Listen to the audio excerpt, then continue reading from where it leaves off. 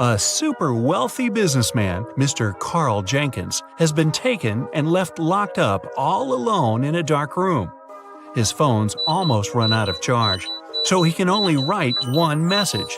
He knows that someone might spy on his phone, so he decided to write a message with a code to a high school friend, John Smith, who runs a detective agency. He remembered that in high school they would cipher messages to each other, so he used the same technique. The message was this. Can you guess what it means?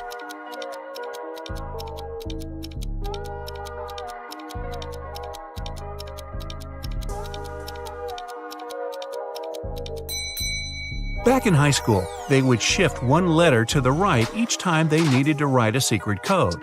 To decipher it, you need to go one letter to the left. Their alphabet looks like this. The message is, "It was Eric." Having read the message, John knew immediately who his friend was talking about. Eric is the financial director of Carl's company. He had seen him once at a party a couple of years ago, so he knew what he looked like.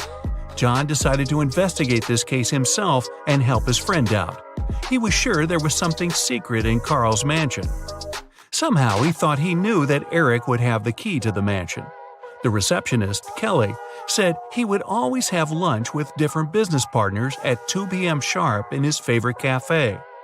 When the detective drove up to the cafe, he saw Eric, the man with a beard, discussing business with someone. Either of them had a briefcase next to them, and the briefcases looked similar to each other. John was waiting for Eric and the second guy to leave the cafe. They went to the car, got in, and left both briefcases on the back seat. The detective followed them. They left the car in a parking lot, and luckily, they were careless enough to leave the car open. Which briefcase should the detective grab?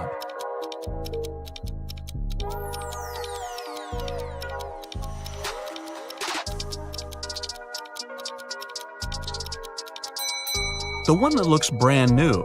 While they were walking to the car, the detective spotted a few scratches on the second man's briefcase. Both briefcases were locked with a cipher. Not to make the whole thing suspicious, the detective decided not to take it and cracked the code right in the car. Can you help him open the briefcase?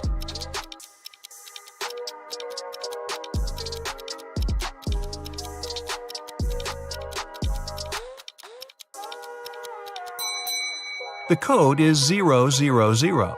The briefcase is brand new, and Eric probably didn't have time to set a code on it yet. Plus, Eric's the one who leaves the car open and unattended in a parking lot, so no wonder he uses a default code for his briefcase. Now that the detective has the key, he heads to the mansion. The front door isn't a problem with the key in hand. The study is upstairs. He's been there before, so he remembers the stairs leading up have a secret. If you step on the wrong stair, you'll instantly fall to the basement and won't be able to escape from it yourself. What step should John mind?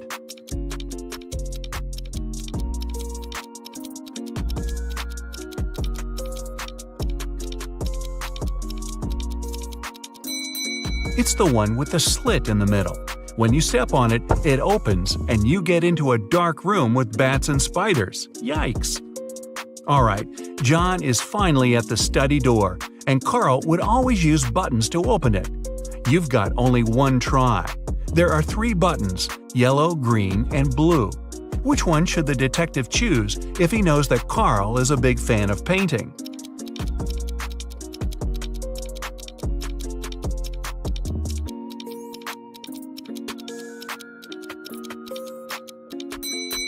A combination of blue and yellow gives green, so the door opens. Green light for our detective. He finally reaches the safe with top-secret documents that could help him find out the truth. Obviously, just like any other safe, it's locked with a code. It also has a warning. You can enter the code only once. If you hit the wrong code, the safe locks up forever. He's looking around for a hint, and voila! John is right. On the desk, he sees a note. It says, "Secret code," and has a combination of 3 digits, 3, something, and 1. The digit in the middle can't be seen since there's an ink stain right on it. Can you crack the code with one attempt only?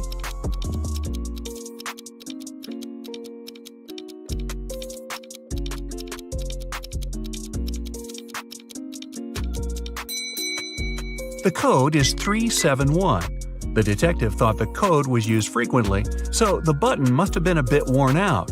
He was right. Since he knew the beginning and the end, he only needed to find one more worn button.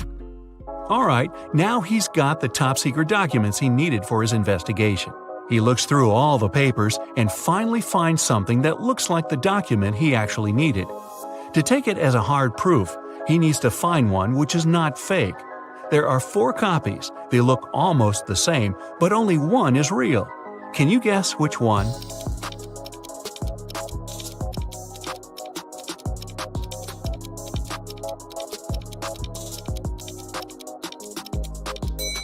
It's the one in the upper left corner. It has a stamp, a signature, and it says agreement. The one next to it looks the same, but it has a spelling mistake. It says agreement. Other copies lack either a stamp or a signature. So the detective takes a closer look at this agreement and sees something about a painting bought in an auction. He suddenly understands that his friend Carl was taken so that someone could sneak into his mansion and grab that super expensive painting. He's looking at the wall with all the paintings Carl collected and realizes that no painting is missing. There are as many nails in the wall as there are paintings. Still, there's something strange about one of them. Can you spot what's wrong here?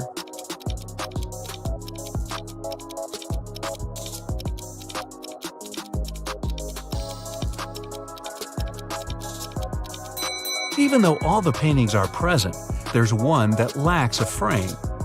According to the agreement, the painting has been recently bought, and an art dealer helped Carl pick it. The expert was an honest man, and he helped Carl make sure all the other paintings in his collection were real. This time, the painting turned out to be nothing but a copy. Why did the expert suggest that Carl buy it?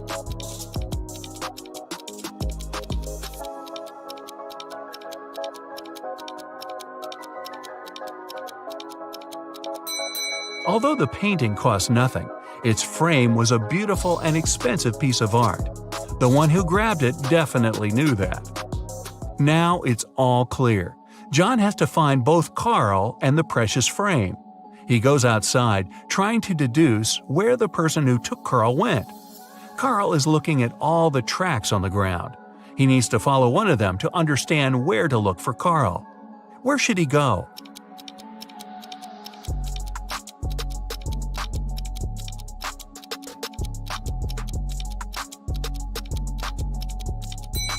He's got to follow the tracks going to the left. There are 3 sets of tracks here. The first belonged to John's car. The second set belongs to a 2-wheel vehicle, and since the tracks are really thin, they were left by a bike. It seems impossible to take someone somewhere on a bike, so these must belong to a mail carrier who comes every day to bring the letters. The last set of tracks definitely belongs to a large car, so John should follow it. He's lucky and there are no turns, so he's just going straight. Half an hour later, he sees something like a castle. He drives up to it and he sees 3 moats in front of him. Here's the first one, a row full of metal stakes. How can John jump over it safely?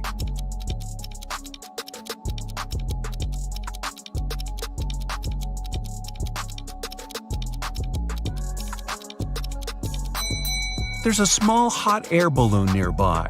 John has to untie it and light the lamp to take off. Since the next moat is on fire, John thinks it's unsafe to fly over it because the air balloon doesn't fly high enough and the lamp doesn't have enough oil to go on for long. Still, he managed to cross the moat with fire easily. How did he do it?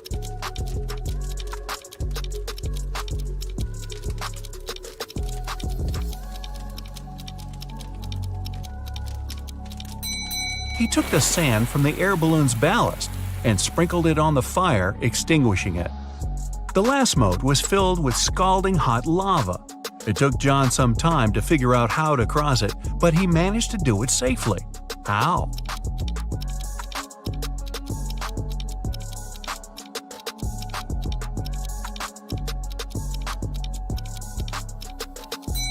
There were a lot of stones around him.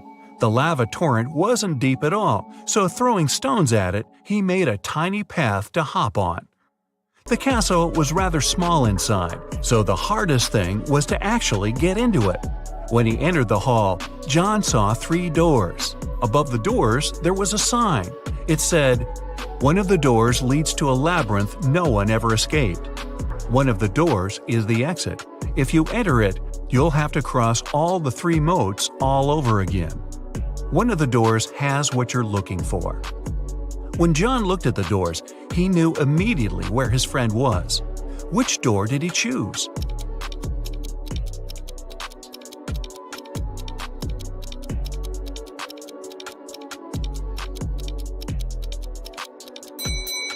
The handles were made of shiny metal, which looks cool but gathers all the fingerprints. The only door with fingerprints is the one on the left. John opens the door and sees his friend. Carl rushes out of that dark room, and while heading to the exit, they spot a few frames. Which one is Carl's?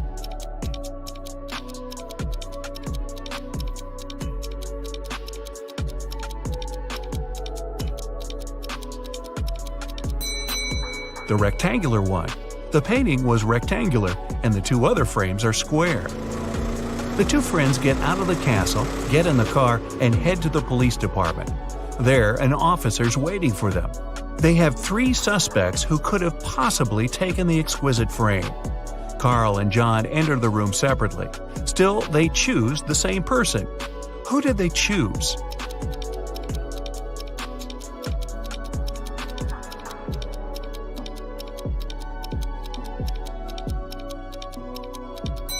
The man on the right.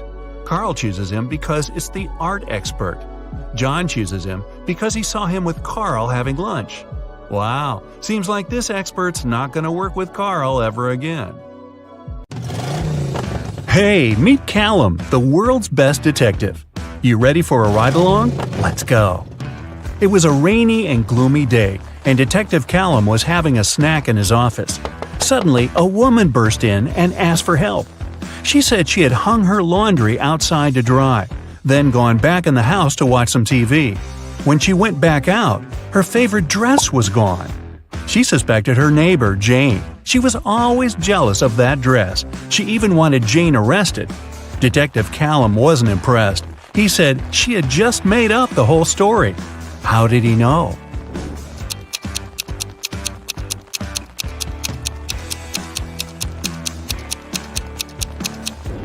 It was a rainy day. Who'd be silly enough to hang their laundry up outside? There was a speedy thief in town who ran so fast that no one could catch her. After a lucky tip-off, the police saw a woman climb in through a store window. They surrounded the store. Inside were 3 women. Detective Callum was called in to interrogate them and identify the thief. When the detective arrived, he didn't even need to ask a single question. He knew exactly who the thief was. Which one was it?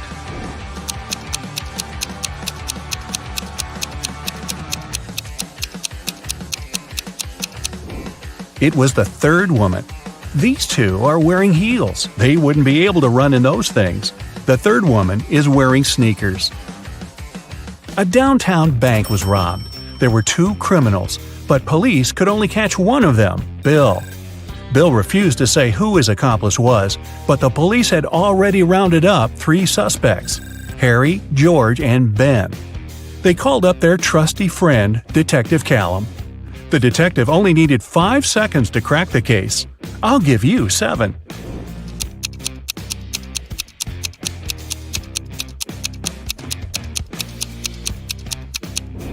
It's Ben. Look, he has the exact same tattoo as Bill. Several women had gone missing recently, and even though it was a small town, police just couldn't catch a break. No clues for months. One day, Callum spotted the kidnapper going into a small abandoned shed. When he burst in, he found himself looking at 3 women. They all said they were locked in this small room and hadn't been out in months. But Callum knew one of them must be the kidnapper who was just pretending to be a victim. The first woman said her name was Genesis. She had been there about 8 months. The second woman, Tatum, said she had been there about 6. The third woman, Chloe, said she'd only been locked up for about 2 months. The detective knew exactly who the kidnapper was. Do you?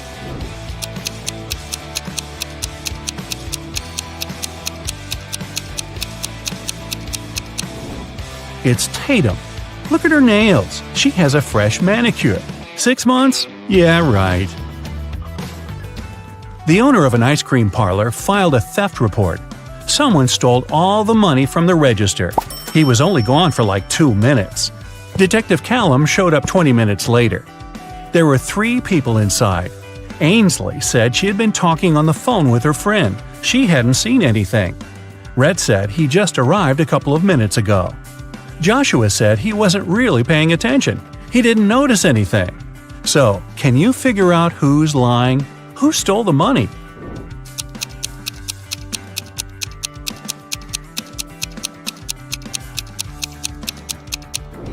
Rhett said he had just arrived, but his ice cream's already melted. Liar. Phoenix wanted to get her dad the best birthday present ever, but she didn't know what he wanted. She decided to break into his laptop to see what he had saved in his online shopping cart. One problem, the laptop required a password, and Phoenix didn't know it. Luckily, there was a note next to it. She sent a picture of it to her friend, Detective Callum.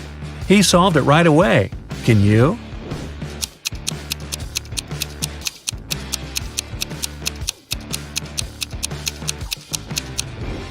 The note doesn't make sense because it's upside down.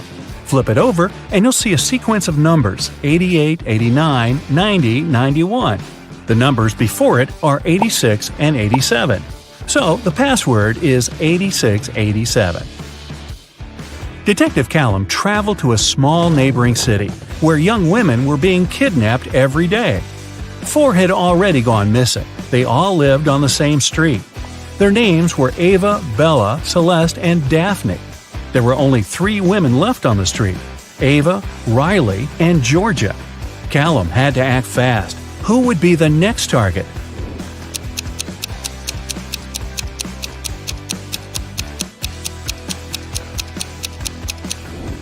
The women are getting kidnapped in alphabetical order: A, B, C, D. The next target will be Ava. Mr. Coleman's mansion was robbed while he was on vacation. He immediately called Detective Callum. Everyone who had been to the house got interrogated. Sydney, his sister, said she'd gone to the house a couple of times to find some papers on Mr. Coleman's desk. Samantha, the gardener, said she'd come every week to water the plants. Asher, the cleaner, said he'd come every Friday to clean the house. Callum found all 3 of their fingerprints on Mr. Coleman's desk. He now knew exactly who the robber was. Who?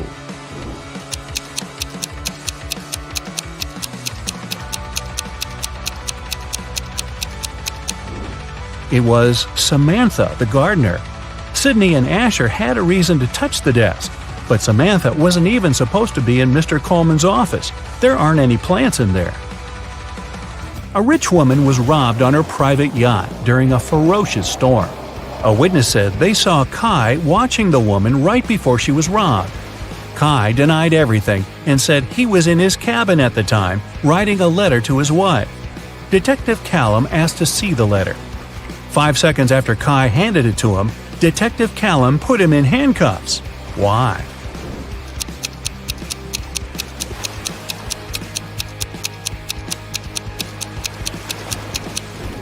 Kai said he wrote the letter during the storm. There's no way his writing could be this neat when the entire yacht was swaying around like crazy. Logan, a young businessman, was poisoned in his house. Detective Callum was on the scene. Pretty soon he had 3 suspects. Logan's girlfriend, Michaela. She said she hadn't seen him that day because she was busy at work. Next, there was his business partner, Rob. Rob said they'd had an argument and they both got pretty angry, but he hadn't poisoned Logan. The last suspect was Blair, the driver. She said she wouldn't know how to poison someone even if she wanted to. Who should Detective Callum arrest?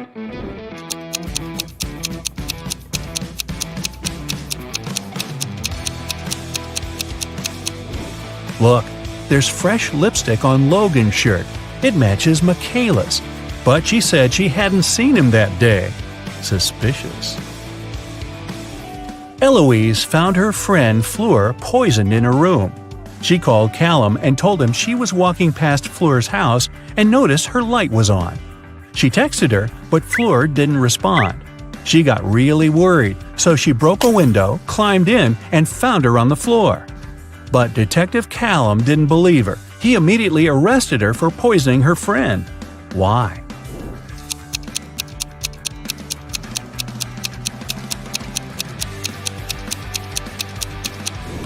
Eloise said she broke a window to get in. If that was true, the broken glass should be inside the room, but it wasn't. Eloise had to cover her tracks, so she broke the glass later from the inside. A college student was robbed during a flag presentation. Detective Callum arrived to investigate the case and interrogated several suspects. Kennedy said that she was in the bathroom at the time. Gavin said he'd noticed that the Japanese flag was hanging upside down, so he'd gone over to fix it. Eleanor said that the student who was robbed was her best friend. She would never do that. Who's guilty?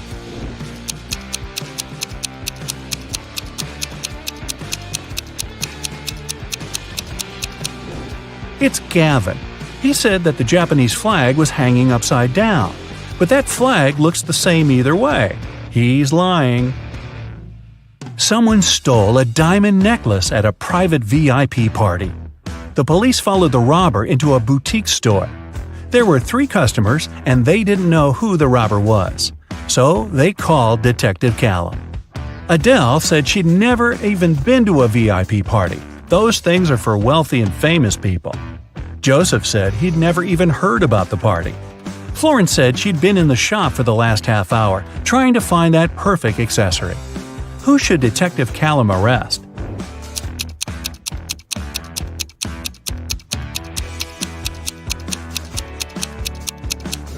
Adele.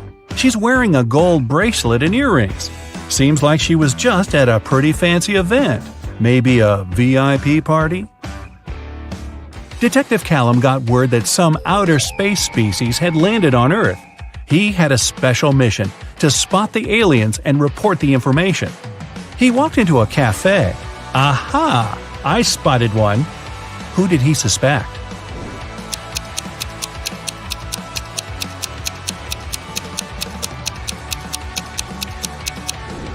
It's that dark-haired guy. He has 6 fingers. Mr. Brown, a wealthy businessman, was robbed last night. Detective Callum arrived as soon as he could and questioned 3 of Mr. Brown's neighbors.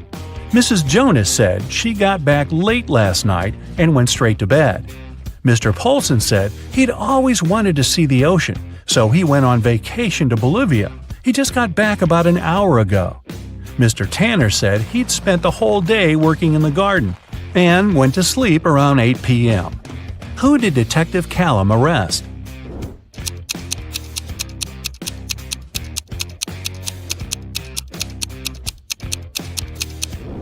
Mr. Polson. He said he went to Bolivia to see the ocean, but Bolivia isn't next to an ocean. Richard ran into his boss's office. Finn had just hit him in the bathroom for not helping him with his weekly sales presentation. But Finn denied it all. The boss called his golf partner, Detective Callum. He arrived, looked at Richard and Finn, and somehow knew that Richard had lied. How did he know?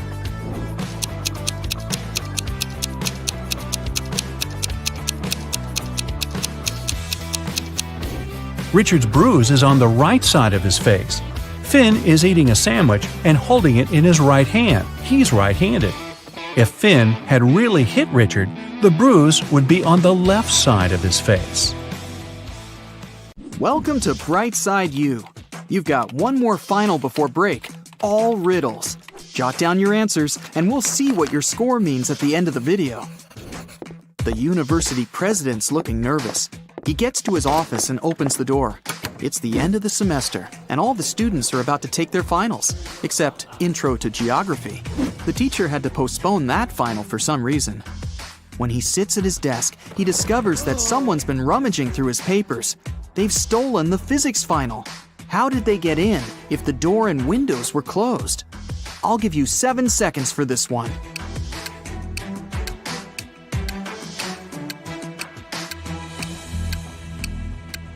That ventilation panel above the president's desk, it's been moved. Someone crawled all the way through there. Impressive. But who did it? To answer that, you need to solve a bunch of other riddles first. Then maybe you'll figure out the mystery at the end of the video.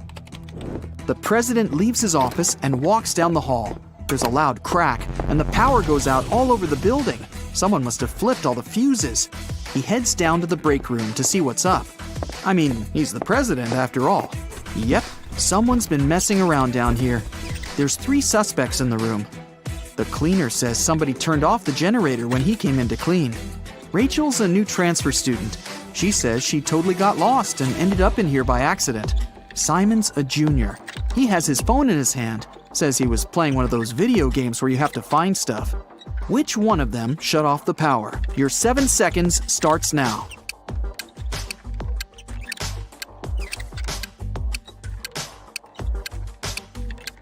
It was Rachel. It's the end of the semester. She wouldn't have transferred right before finals. But why did she do it? Maybe she wanted to disrupt the physics final. He turns the power back on. Ugh, hungry. Probably a good time to grab a quick snack. When he gets to the cafeteria, there's a new problem waiting for him. Someone emptied a whole bag of sugar into a huge pot of soup. Which student was it? You have 7 seconds.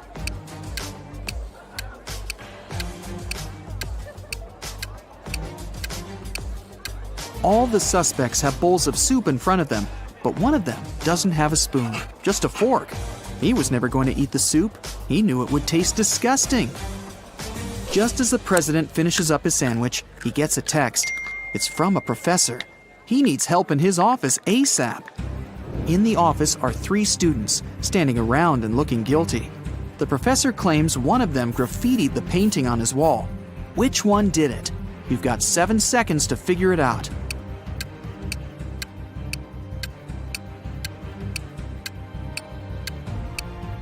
It's that one. She's covering her hands. There's probably some paint on her fingers that she's trying to hide from you. Next stop, the infamous physics exam. The president heads over to the exam room. Everything's quiet in there. Looks okay. All the students have their heads down, staring at their papers. But someone's cheating. The president can sense it somehow. Help him find the sneaky student. 7 seconds to scan the room.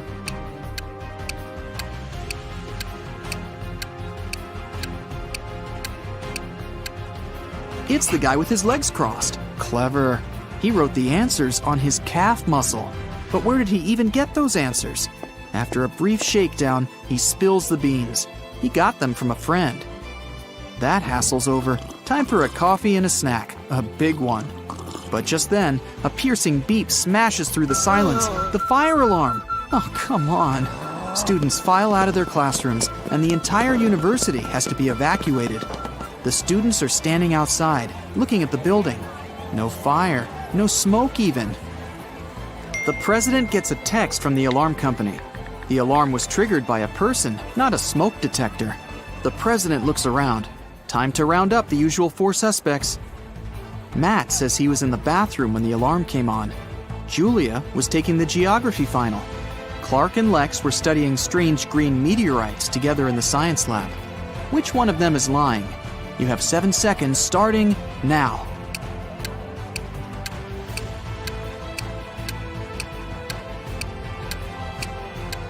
It was Julia. The geography teacher postponed the final, remember? Why would she lie unless she had something to hide? Today's not really his day. Someone cut down a tree right in the middle of the quad. The caretaker saw 4 students hanging out under the tree this morning, and now it's gone. Time to interview the suspects. Emily says she's been in the library all day. Loads of people saw her. Sam claims he was in the cafeteria having some soup. Lewis was in the physics final. And Michael says he's been hitting the weights all day, trying to get buff for the beach. Who cut down the tree? Your 7 seconds starts now.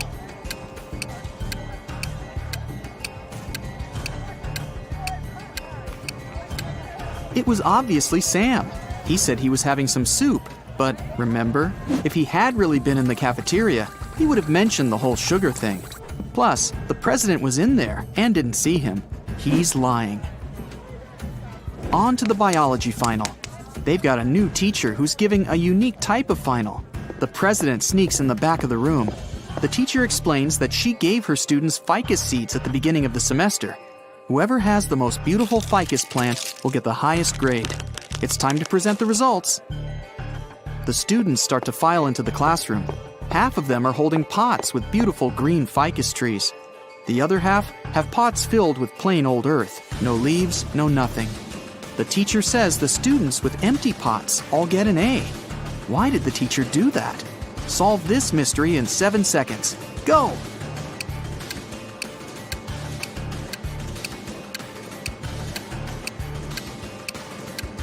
At the beginning of the semester, she gave everyone fake ficus seeds.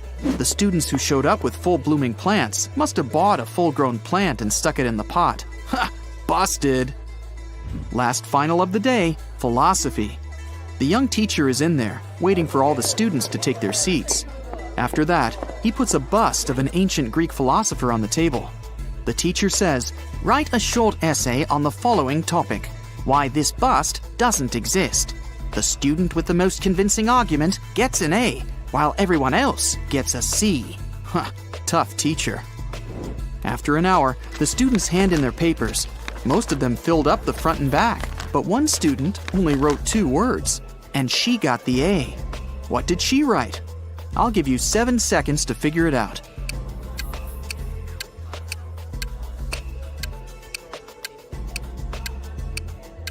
She wrote, "What bust?" The president heads outside again, this time for the parking lot. What? Someone took the tire right off of his car. How's he gonna get home? He still has a spare tire in his trunk, but the thieves took the bolts too. All 4 of them. What can he do? You have 7 seconds to come up with a plan.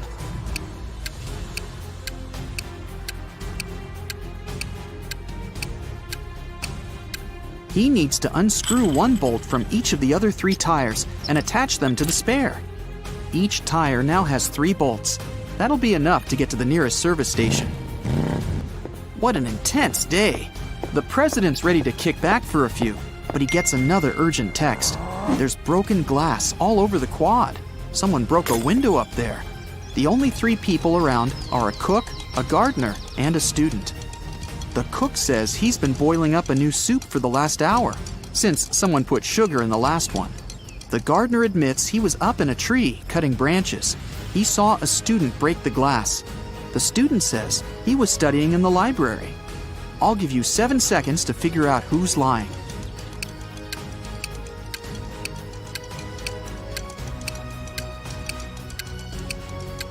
The gardener's lying.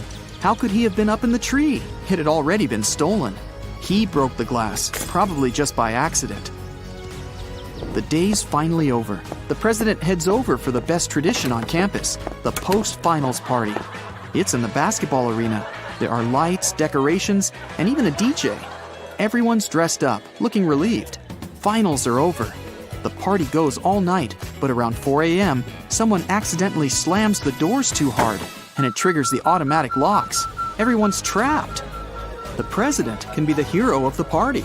He just needs to find a way out, grab the spare keys from his office, and open the door from the outside. But how? One of the students, Eric, says he knows how to get out of the gym through a vent. The president looks at him, and his face goes red with anger. Why? Last riddle, 7 seconds. You can do it.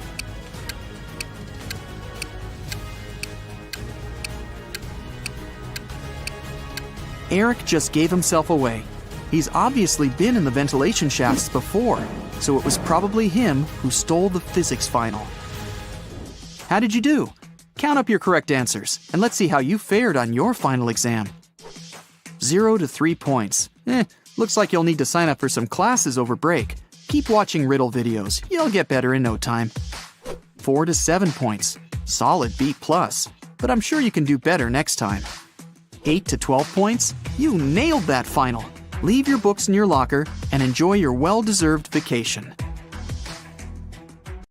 Karen is at a corporate party. Her boss, Mia, brings a bunch of identical envelopes and says, "I personally put the grand prize in one of these envelopes. It's a certificate for a trip to Bali. But no worries, the remaining envelope contains consolidation prizes prepared by our sponsors. Can you help Karen win the trip to Bali?"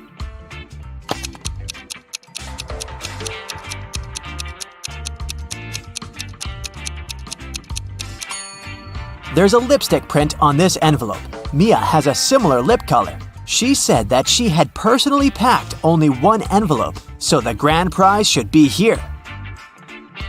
The day of Karen's flight to Bali has finally come. She calls a taxi to the airport. Soon, 3 identical taxis arrive at her porch. But only one of these drivers can actually give Karen a safe ride. Can you guess who?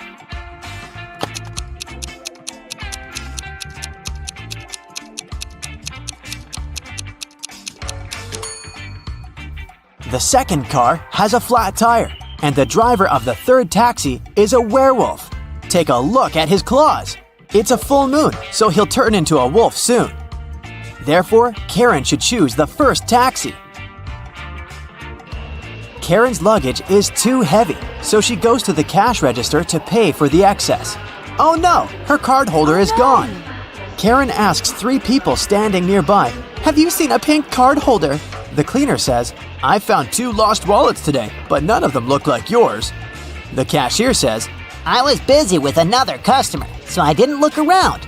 and another passenger says, "Don't waste time, honey. Block your cards as soon as possible." Who stole the wallet?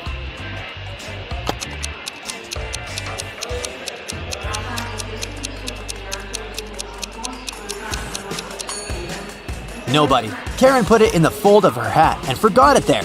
See? On the plane, the steward asks Karen to switch seats with another passenger. Karen can choose one of these 3 seats. Can you help her figure out the best option?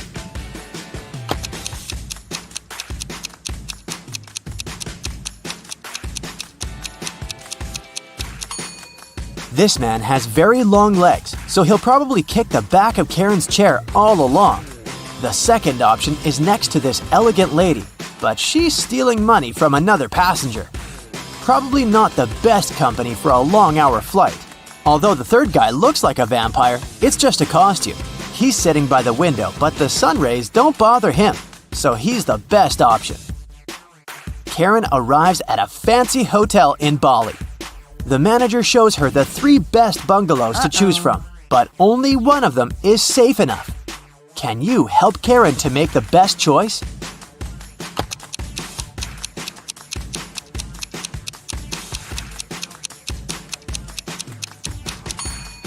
The first bungalow doesn't have a door, which makes Karen an easy target for robbers and mosquitoes.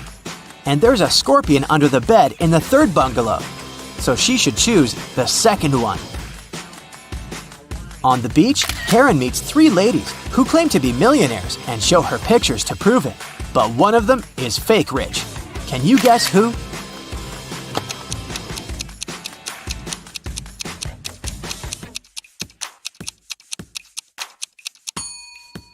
It's the first lady. She's just modeling for an electric toothbrush commercial, so her luxury is artificial. Karen is walking down the shore and sees a party. It's a beach wedding, so the bride and groom don't wear traditional costumes. Can you find the newlyweds among these people?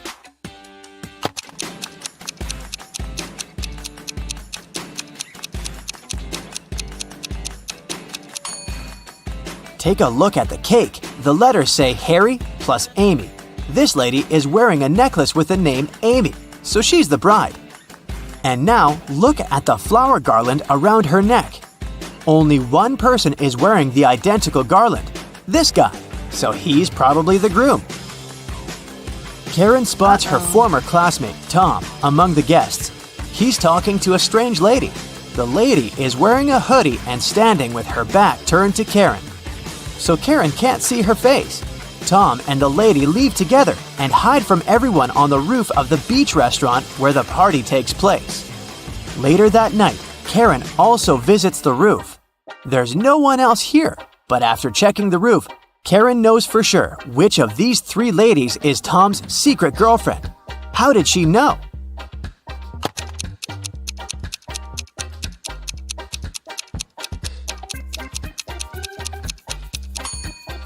The third lady's dress is decorated with gold sequins.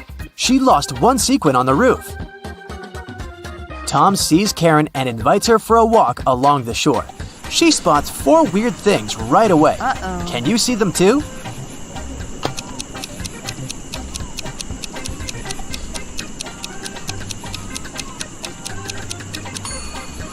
A mermaid is hiding in the waves.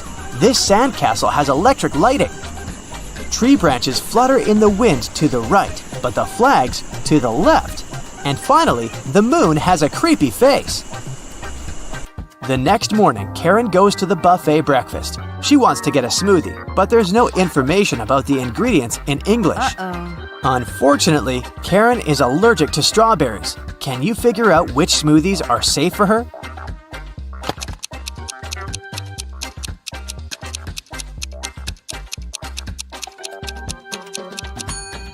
It's all about the color. Only the green and yellow smoothies don't contain any strawberries for sure. Other options are risky. Karen enters a spa center. The manager asks her to wait for 15 minutes. Karen takes a seat and falls asleep. She wakes up after a while and finds out that someone had given her a heart-shaped tattoo. She questions 3 suspects.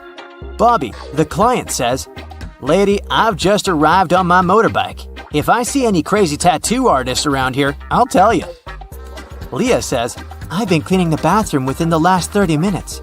And Tony, the massage therapist, says, "Sorry, I was busy with my client, so I didn't look at you at all." Who's lying?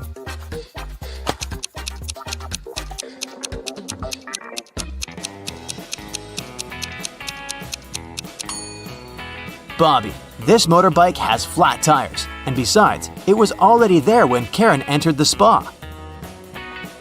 Luckily, the tattoo was temporary, and the massage therapist helped Karen to remove it, but he charged her $5 for his help.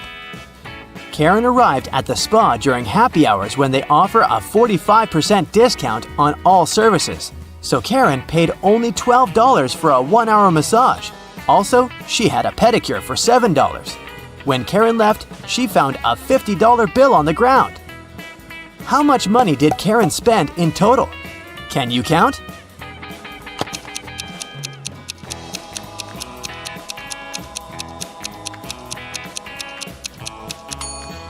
Karen spent a total of $24. As for this $50 bill, it's fake, so it doesn't make any difference. Karen brings her clothes to the local laundry owned by 3 sisters. She returns to pick up her stuff in 5 hours. Unfortunately, someone has burned her favorite dress with an iron. Karen gets furious and questions the sisters. Mia says, "I didn't iron today. It must be Pia." Pia says, Nah, I was planting roses in the garden all day. It must be Gia. and Gia says, "I don't know who's guilty because I've been away all day." Who burned Karen's dress?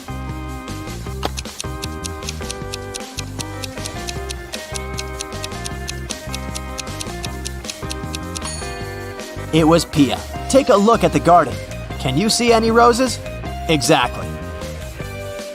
Karen returns to her hotel room and finds a huge bouquet in a vase. The note says, "Love, your secret admirer." Karen calls the reception to find out more. The manager says, "One of the hotel's male guests ordered the flowers, but I can't reveal his name." Only 3 male guests stay in this hotel at the moment: Hans, Jacques, and Will. Karen meets them all at the beach and spots her secret admirer right away. Do you have any clue who it might be?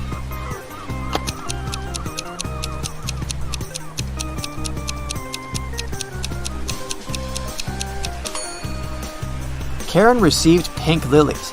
Take a look at Hans's shirt. It has a print with pink lilies. He loves these flowers, but this doesn't prove anything. Will has a tan line from a wedding ring, and he's taking pictures of his wife surfing. But Jacques is writing in the sand, and his handwriting looks suspiciously similar to the love note. Spotted! Karen and Jacques go for a walk. He brings her to a pier with 3 boats. Jacques says, "If you manage to guess where my boat is, I'm going to give it away to you." Can you help Karen find the right answer?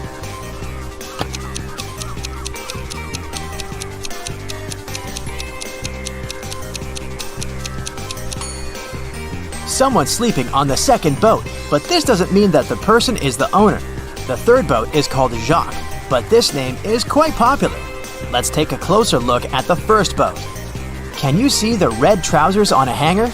They match perfectly with Jacques' jacket. Therefore, this is his boat. All right, you super sleuth. In this detective challenge, there are 3 levels. Each next riddle is trickier than the previous one. Aha! To get to the end and find out your results, you'll need to concentrate hard and use all your detective skills. Level 1. Anthony lives in the south of town, 20 minutes away from college. Mark's house is in the north and a bit closer, just 10 minutes away. Their lectures start at the same time, and the guys always meet in the park on the way to their classes. Who's usually further from the college building when it happens?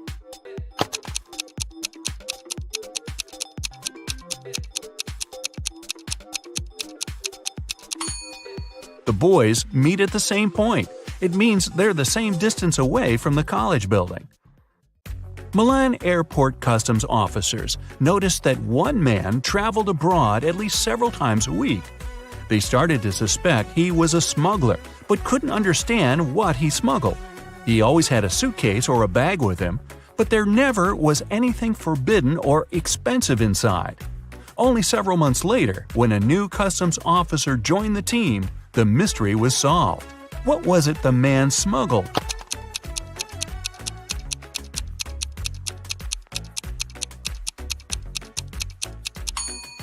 He smuggled designer suitcases and bags. Detective Dan Carlos was following a criminal who had stolen his watch.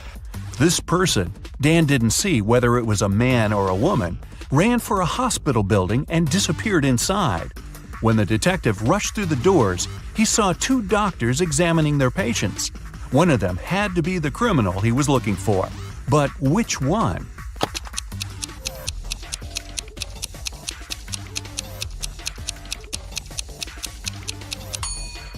It's the woman on the left.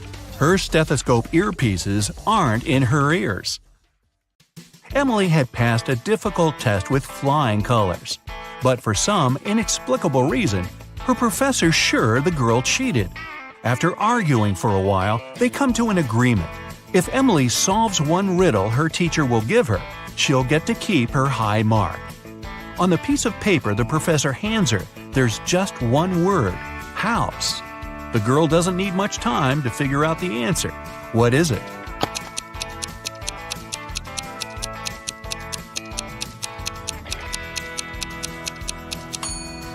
In this case, the color matters.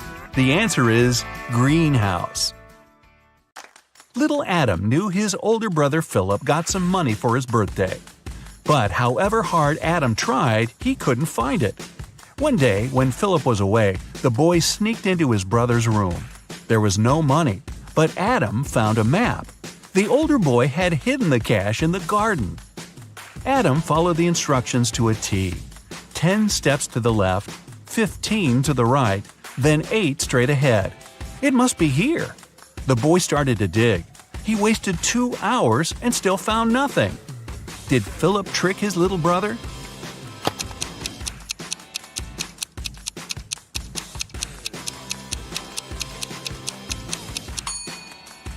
Adam's steps were much smaller than his brother's. That's why he was digging in the wrong place. Level 2. It was the middle of a working day, and Helen was in her office. Suddenly, her home security system informed her there was someone inside. The woman called the police. She was sure the intruder had been sent by her competitors. She thought he was after the memory card with the information about her new project. When the police arrived, there was indeed a man in the house. They searched him but found no memory card. He couldn't have swallowed it. Then, where was the card?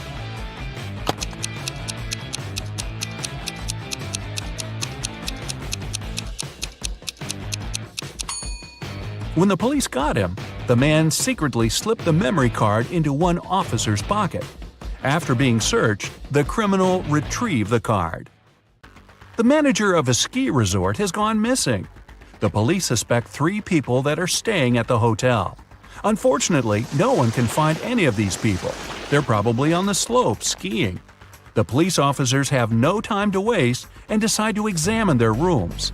Look at the suspect's stuff and say who is behind the disappearance of the manager.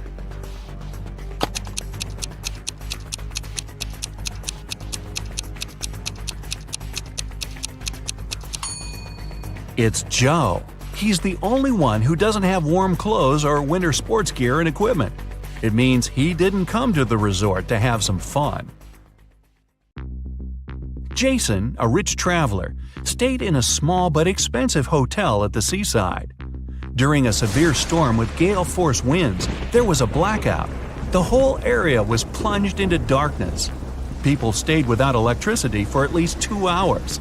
The problem was finally solved, but Jason discovered that during the commotion, someone had taken his wallet with tons of cash and all his credit cards. The police arrived and questioned the people who had been in the hotel at that time. Justin, the receptionist, told the detective he had been in the basement. He had been trying to start an emergency generator. Unfortunately, he didn't succeed. Nicole, another guest, said she arrived an hour before the blackout. She was exhausted. She lit several candles, unpacked, cleaned herself, and went to bed. Gregory, the hotel driver, said he had been at the airport. A new guest had arrived, and he went to pick him up. The police immediately figured out who was lying. Can you?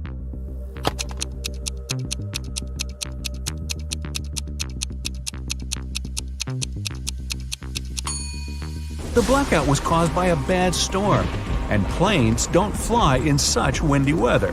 Then how could someone arrive by airplane? Gregory lied. In the 22nd century, robots live among people, and it's nothing out of the ordinary. But sometimes they resemble people so much it makes detective work way harder. Like this time.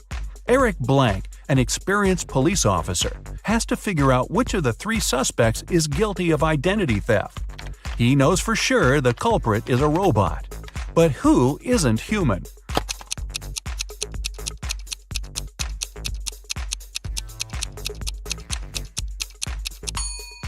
It's the girl in the middle. She has a USB port on the side of her neck. Level 3.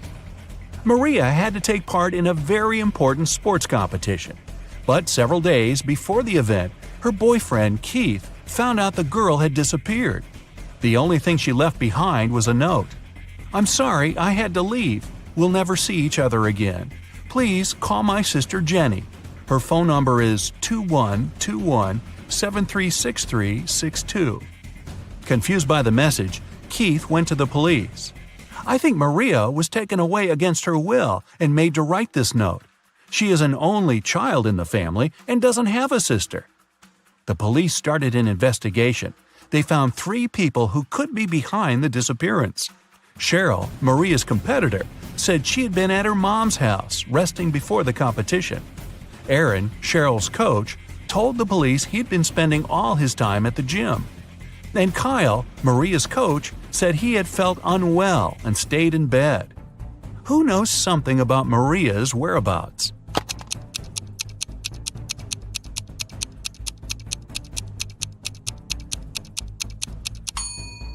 In her note, the girl didn't write a phone number. This way, she encoded the criminal's name, Aaron. Boy, who needs a coach like that? Janet had a dream. She wanted to become her professor's assistant. The man was a famous and talented scientist. The man knew she was a smart girl. But before offering her the position, he decided to put her to the test. The professor took her to a house with 2 rooms, completely isolated from each other. In one room, there were 3 switches. In the other room, there were 3 light bulbs. Janet had to stay in the room with the switches. She was allowed to go to the other room only once. She had to understand which switch was connected to each of the bulbs. The girl managed to solve this task. How did she do it?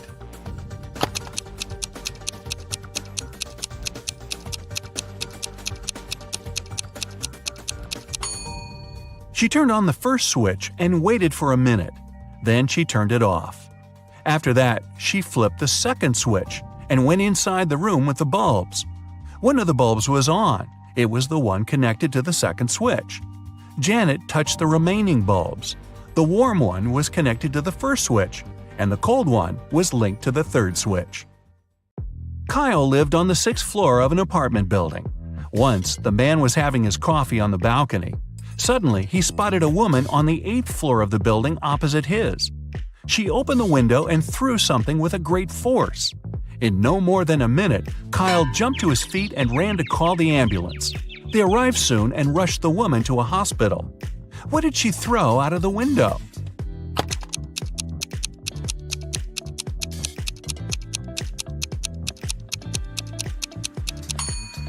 It was a boomerang. Hey, I didn't say all these people were smart. Do you feel like cracking another rebus puzzle, this time a more difficult one? Take a look at this. What does it mean?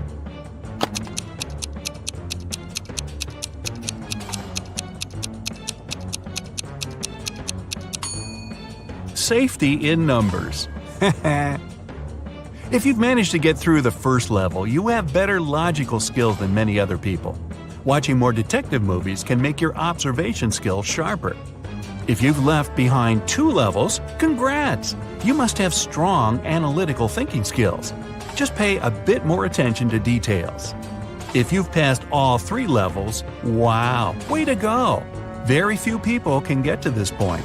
You must be the one people ask for advice in tricky situations, because you can find a solution to any problem. Now, Foggy is a friendly ghost living in the attic of an old house. Every night, he goes for a refreshing walk around the house for 4 hours. Foggy doesn't like 1 month of the year because that month he gets to walk around way less than the previous months. What's the month and why?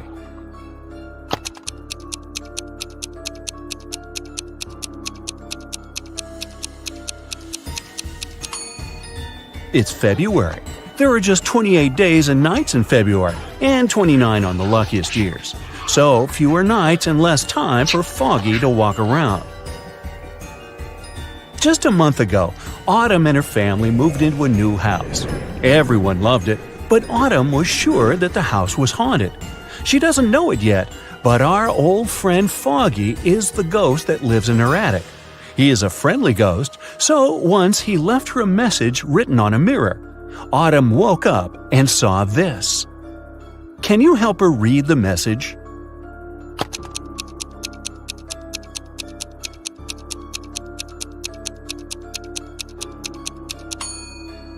It's a code. Autumn should ignore the numbers and only look at the letters. The note says, "Do not be afraid. I am Foggy. And who are you?" Right before Halloween, when everyone was dressed up and carefree, all the creatures flooded a little town trying to blend in. Detective Callum was on duty to identify all the imposters and keep an eye on them. He has a couple of leads, and your task is to help him find all the monsters. Deal? The first one we need to find is a vampire. The vampire lives in one of these 2 houses. Can you tell which one?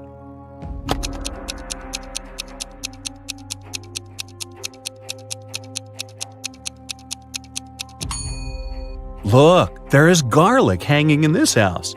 Vampires can't stand garlic, they prefer cilantro, so it cannot be a vampire's house.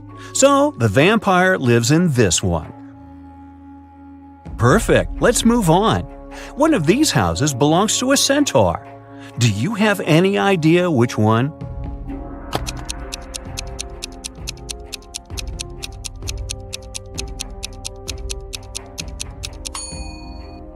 It must be this one.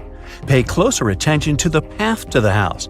There are footprints of horse hooves. Centaurs have an upper body of a human, but a lower body of a horse, which explains the prints. The centaurs must be living here. The next one we need to track is a mummy. Take a closer look at these 2 apartments. Where does the mummy reside?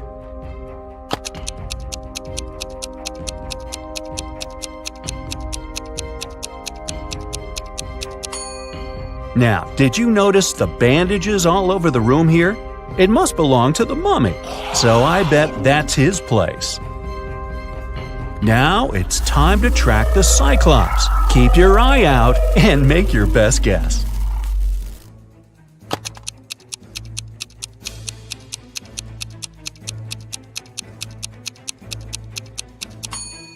Did you notice this strange object in this room? It looks like a pair of glasses, but it only has one lens. Well, that's because it belongs to a Cyclops. They only have one eye. So that must be his place. Okay, we only have one last creature to identify, a gnome. Here are two apartments. Which one does the gnome live in?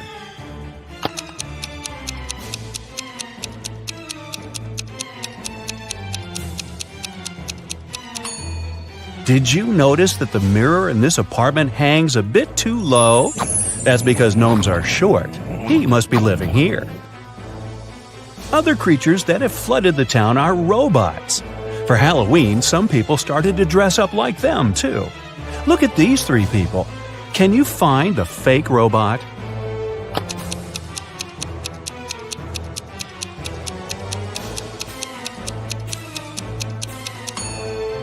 Look at their footprints. The robot on the left has human footprints in the beginning that only later change into tire patterns. He must be the fake robot. Let's train your eyes a bit. Here are Halloween emojis. All of them but one has a pair. Can you find the one that doesn't have a pair?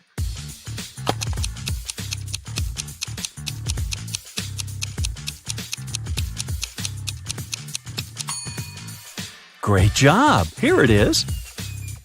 Okay, one more time. Now there are even more emojis. Do you see the unique one?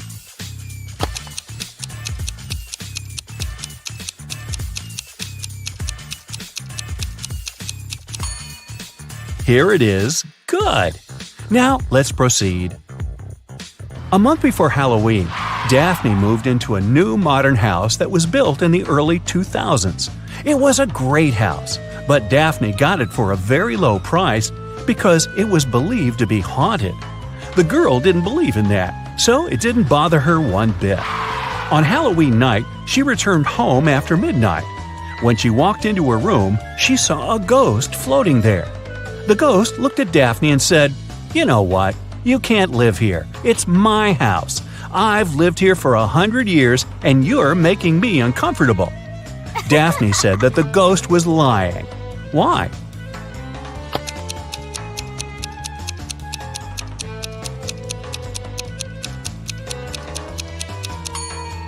The house was built in the early 2000s, so it's barely 20 years old. The ghost couldn't have lived there for 100 years. That's right, ghosts lie. It is Halloween night, full moon, all the creepy things, but Eslyn went to an abandoned spooky house in the woods alone. As soon as she walked in, the door behind her got shut and locked. She wandered around the house and found 3 doors leading out, but they didn't seem safe. Behind the first door, there was a werewolf. Behind the second door, there was a zombie. Behind the third door, there was a ghost. Which way is safer for her to choose?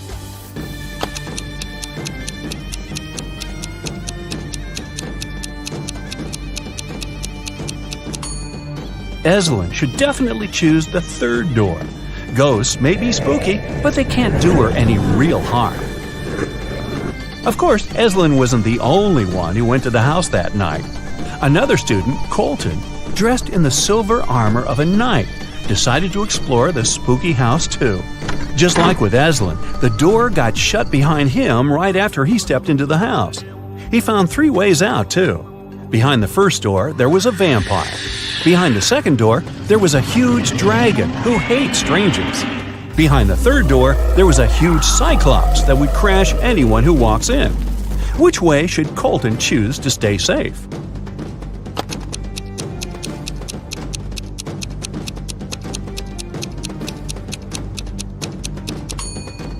Luckily for him, he is dressed as a knight in silver armor. Vampires are afraid of silver, so the first way is totally safe for Colton. On Halloween night, Kennedy wanted to spend the evening with her boyfriend, but her dad was against her dating anyone. To go around it, she lied that she was going to trick-or-treat with her friends and promised to be home by midnight. She returned at 11:30 p.m. Yet her dad got mad at her and demanded to tell him where she really was. Wow, how did he understand that Kennedy didn't go trick-or-treating?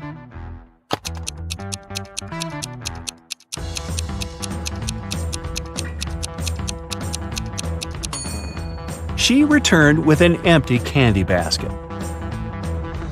Outside of town, hidden in the woods, there is a house where a group of friends live. A mummy, a mermaid, a ghost, a werewolf, and a witch. Every Halloween, they eat candy. There are 5 creatures, but this year they only have 4 chocolate bars, and they don't know how to split them equally. Maybe you have an idea?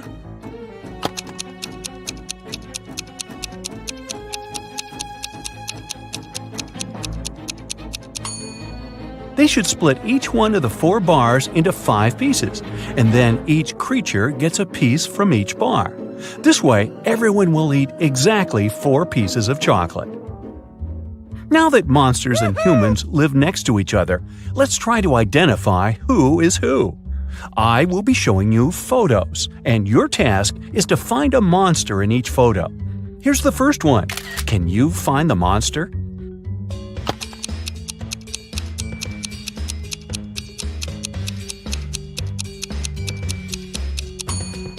Look, this guy's skin is green. He's definitely not a human.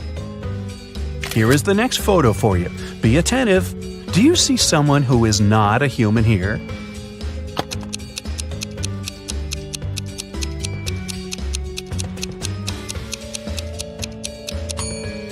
This girl in the swimming pool is a mermaid. Good job. Okay, here's one more. It's quite hard, but I believe in you. Who do you think is not a human here?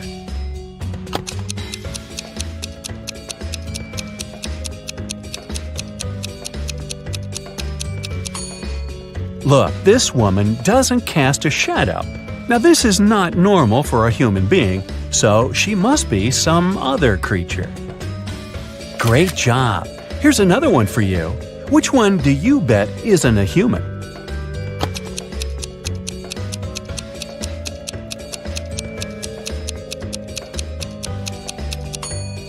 This person is carrying a wand. She must be a witch. This is probably the hardest one. You have to keep your eyes wide open. A photo of a local cafe. Do you see something suspicious?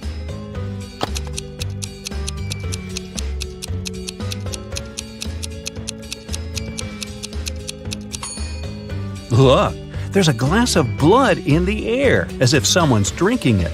It must be the vampire who's drinking it, but the vampire isn't in the photo because they can't be photographed. Technicalities. Wow. While working late at night in a top-secret laboratory, Michael finally managed to create the DNA of a hybrid monstrous creature. After all that hard work, he decided to grab a quick coffee and donut as a little reward. But he came back and saw that the specimen had disappeared from the incubator. Michael lined up Ryan, Jeff, and Laura and confronted them. Who took an important top-secret piece of research I was working on? Ryan said he'd been busy doing some additional research on a separate project and had no idea what was going on. Jeff said he hadn't touched the hybrid creature and had been in the archives digging through some files he needed. And Laura said she'd been in the bathroom the whole time. So, who took the specimen?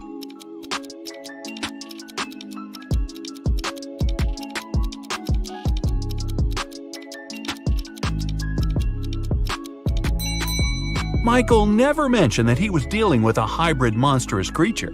Jeff just let himself get caught. Better think smart next time. Anne absolutely loathes winter, but just like anyone else, she has to go out and do stuff.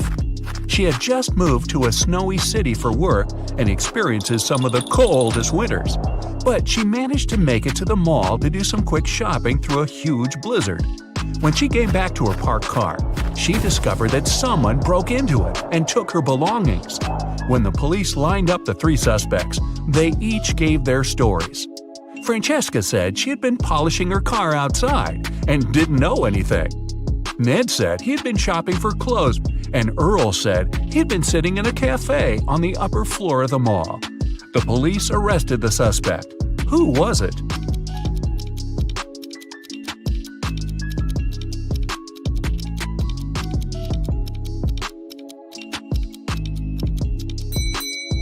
Francesca. She was polishing her car outside in the middle of a blizzard? That's not only illogical, but not safe either. She just gave herself away. You wake up and find yourself trapped in a room with 4 doors in front of you. You don't have enough time to choose which door leads to freedom. You hear a monster coming, so you check out the doors quickly. The leftmost door has a sign on it saying, "Take the door on the right to break free."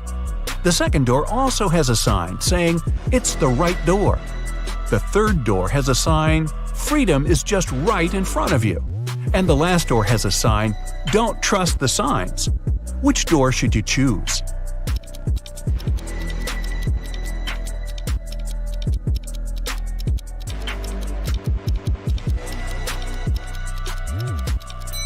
The last door. It says not to trust the signs, but it doesn't mean that they're lying. The first door says to take the door on the right. Not necessarily the last door on the right, but just the one on the right. The second one says, it's the right door. Not the correct door, but the right door, as in the door on the right. The third door says freedom is just right in front of you. That just doesn't make any sense, does it? So it's the last door on the right that leads to freedom.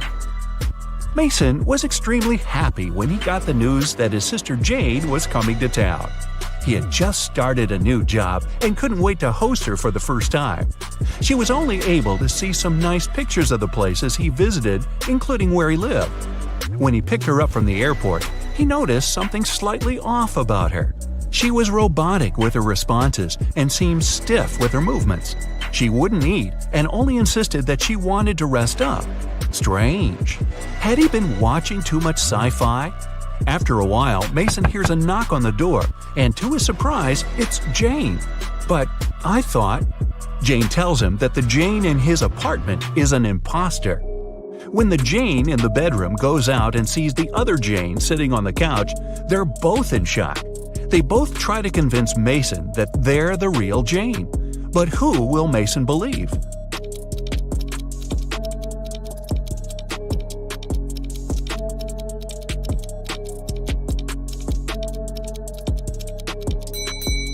It's pretty normal to come back from a trip pretty tired and wanting to rest. But how did the second Jane know where Mason lived without prior knowledge? And she didn't even break a sweat running up to the apartment. On a nice day, Vivian, who lived in a town on the seashore, decided to go for a hike alone. But after hours of trekking, she ended up on a section of the forest she wasn't familiar with. Before her were 3 paths. One path had bare footprints leading away. Another had human shoe prints, and the third was right by the river. Which one should Vivian take to find her way?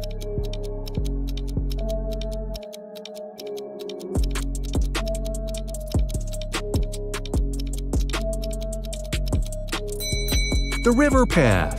Since she lives in a coastal town, the river mouth most likely ends up in the sea. That way, she could figure out where she is. Melissa is sharing a train car with 3 other people. It's a very hot day and the air conditioner doesn't even work. James starts complaining and only calms down after opening the window. Melissa lays down her red silk scarf her grandmother gave her next to her. Judith compliments it. Robert, a senior, mentions that he forgot to bring a gift for his wife who will pick him up from the train station. James has a crush on Judith. After a while, Melissa goes to the bathroom and comes back to find the scarf missing. Who was the one who took it?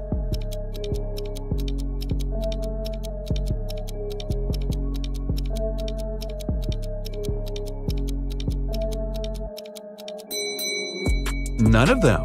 It was a hot day and James opened the window. The wind sent the scarf flying right out of it. Some zombies have Diego trapped in a room. They're surrounding him. He's stuck and can't escape. Their arms are breaking in and reaching for him. When Diego looks around, he realizes that he's in a small newspaper stand with magazines and pocketbooks. And looking around him more attentively, he finds a roll of tape nearby. How can he avoid those nasty bites?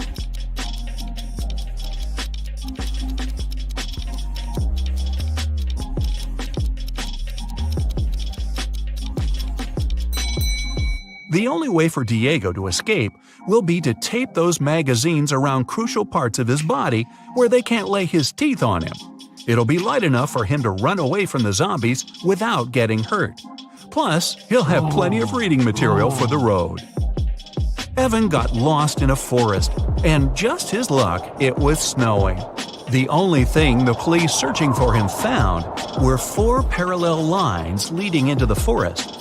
Something doesn't seem right, they thought, and took several people into questioning.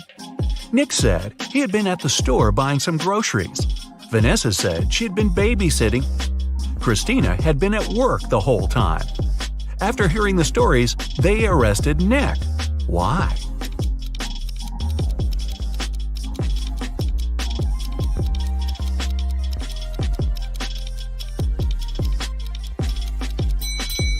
Nick was in a wheelchair. The 4 parallel lines were left by Nick rolling into the forest and back out. It's the beginning of a new school year, and Dave started a new job as a computer studies teacher at a local high school. Another fellow teacher, Roy, didn't really welcome him because he wanted that position. But at the end of the day, there was a security breach which leaked out a lot of important information about the school. When the police questioned everyone, including Roy and Dave, they each gave their stories. Dave said, "I was checking exam papers and was at the staff room the whole time." Roy said, "I was preparing homework for my classes when everything happened." Who should the police arrest? Who was lying?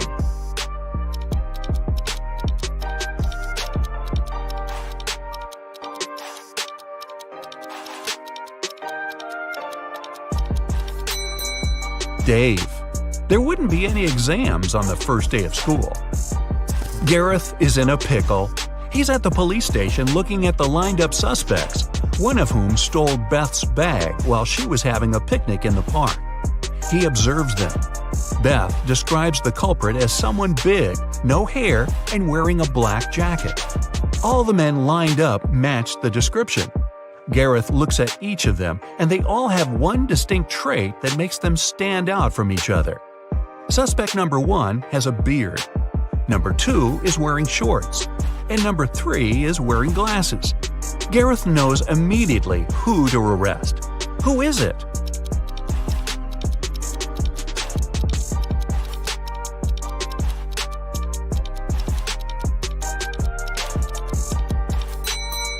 Suspect number 1 has dirt all over his boots. The rest are all clean. He ran through the mud tracks while Beth was having a picnic. Henry and Mia lived together in New York. They wanted to run away from big city life and celebrate their anniversary in the wild. So the guys used a special online service and found 3 available options nearby.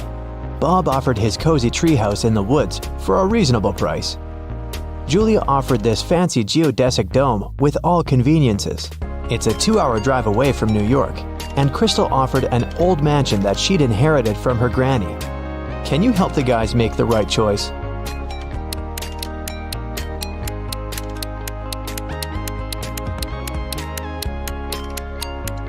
Take a closer look at the picture of the dome. It's located near the Leaning Tower of Pisa, which means this property is in Italy, and it can't be 2 hours away from New York.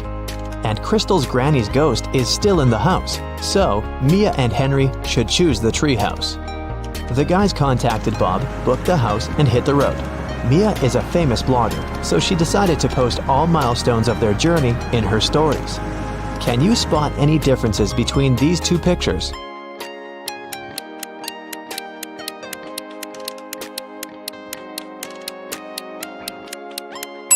Here they are. What about these 2 pictures?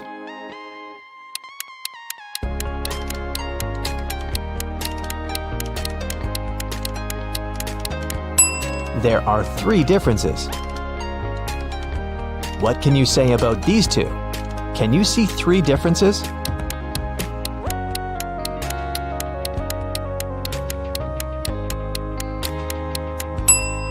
Here they are. While the guys were driving along a highway, someone threw a can of paint into their car. Mia and Henry stopped at the nearest car wash and interviewed 4 other drivers. Bill said, My truck has to be perfect. I'm going on a date this evening. Jack said, I'm going to meet my business partner at the airport. I want to leave a good impression. Lily said, Honestly, I don't need to have my car washed. I just stopped here to visit the restroom. Ryan said, My boss gave me this coupon so that I could wash my car for free. Who stained Henry and Mia's car?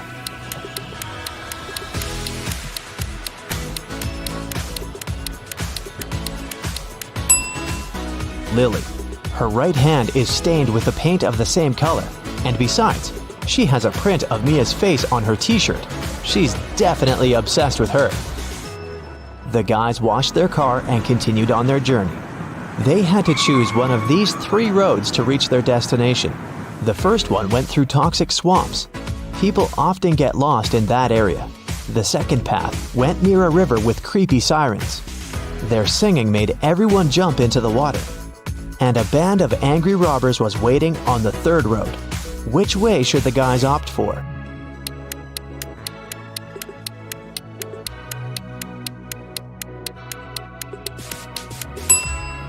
The second one. They can close all the windows, turn some music on, and drive past the sirens very fast. Mia suggested visiting the farmer's market to buy some fresh produce for their romantic weekend. When they entered the marketplace, 3 sellers offered them apples, but only one deal was safe enough. Can you help the guys make the right choice?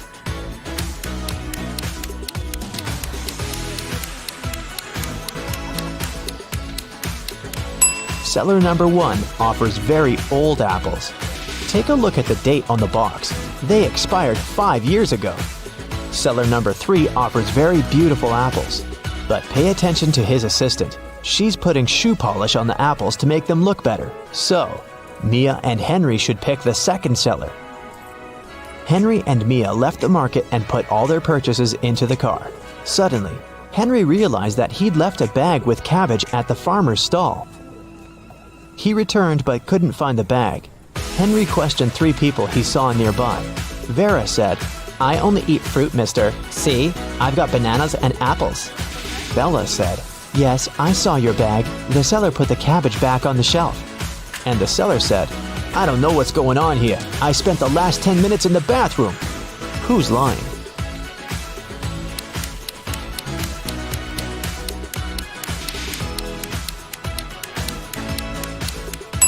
Vera. She hid the cabbage under her elegant hat. Finally, the guys reached their destination. The treehouse is even better than in the photo, but can you spot anything weird in this picture?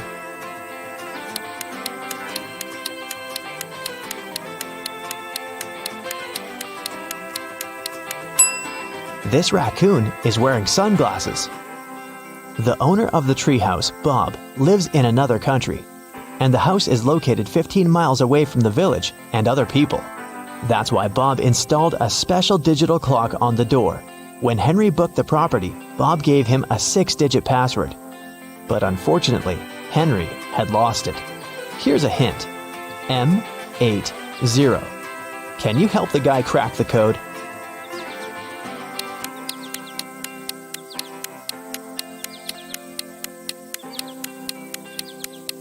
These symbols are mirrored digits. Split them apart and you'll get the code 1133CC. The guys unlocked the door. But as soon as Mia entered the living room, she got very scared. She asked Henry to call the police. Why?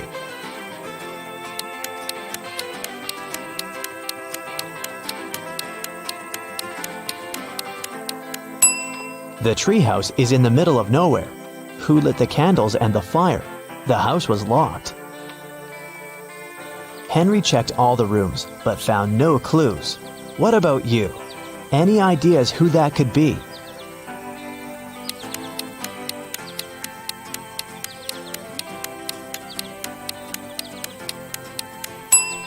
That roof window is open. Someone crawled inside the house before the guy's arrival, and now that someone is hiding under the bed. See?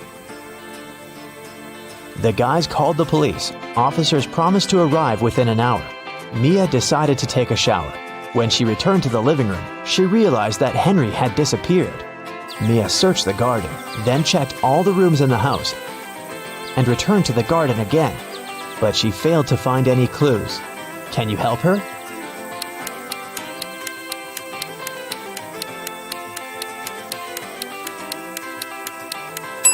The hot tub was open when Mia began her search, but now it's closed. Pretty suspicious. Mia was walking through the garden. Suddenly, a man in a mask popped out of nowhere and pushed her. Mia stepped on a trap and fell into a deep well. She yelled, "Please help me out!" No one answered, but Mia's phone pinged. The masked man offered her to play a game.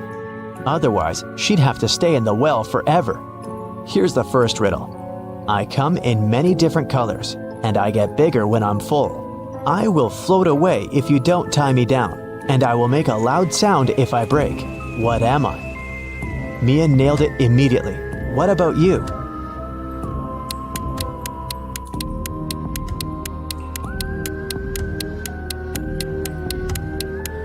The correct answer is a balloon. Here's the second question. I can jump and I can climb. With many legs, I swing from tree to tree. I can make a house much bigger than me. What am I?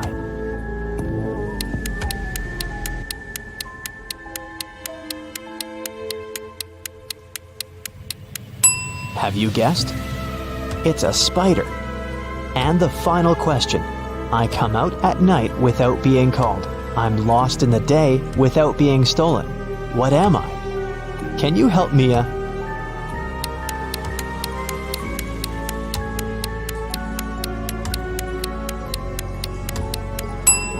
The correct answer is a star. A hatch opened at the bottom of the well. Mia went through it and got into a creepy basement. There, she found 3 ways to freedom, but every door hid some danger. A fire-breathing dragon was sleeping behind the first door. The corridor behind the second door was filled with high-voltage wires. And a vampire was waiting behind the third door. Suddenly, a message appeared on the screen of the girl's phone. Hurry up! Soon the walls will close in and smash you. Which way should Mia choose?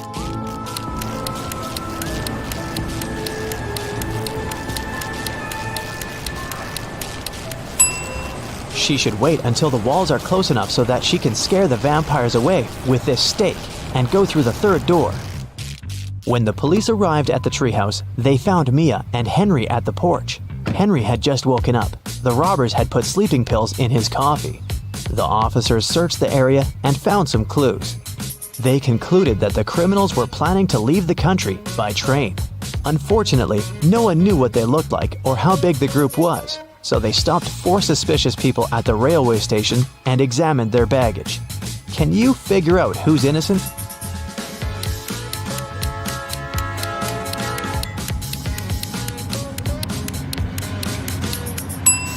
Why would a bald man need shampoo? And this supposedly blind person has a flashlight. This guy is carrying 3 tubes of toothpaste, but no single toothbrush. It seems that only the third guy isn't a criminal. 3 friends lived not far from one another and often met to drink some coffee together. Their names were Mr. Blue, Mr. Red, and Mr. White. One day, they noticed that under their coats, they were wearing t-shirts of different colors, red, blue, and white. Mr. Blue said, "Hey, Mr. White, have you noticed that we're all wearing colors that are different from our actual names?" The man wearing the white shirt answered, "Wow, you're right. Can you figure out the shirt of which color each of them was wearing?"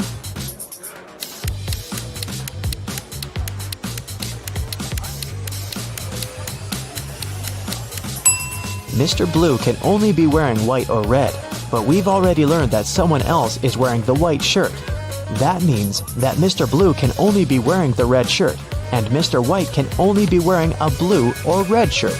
And the red shirt is already taken, so Mr. White is wearing the blue shirt. Then Mr. Red is wearing the white shirt. Mia and Henry decided to spend the night in a hotel nearby. The manager said that they only had 3 free rooms. Can you help the guys choose the best option?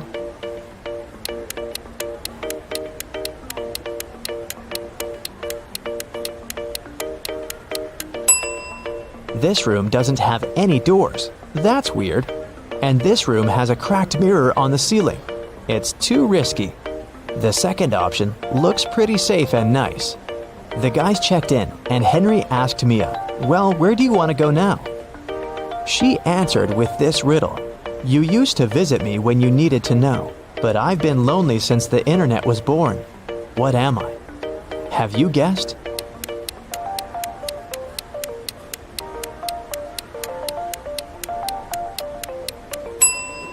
The correct answer is a library. In the library, the guys met these 4 students. One of them is broke. Can you guess who?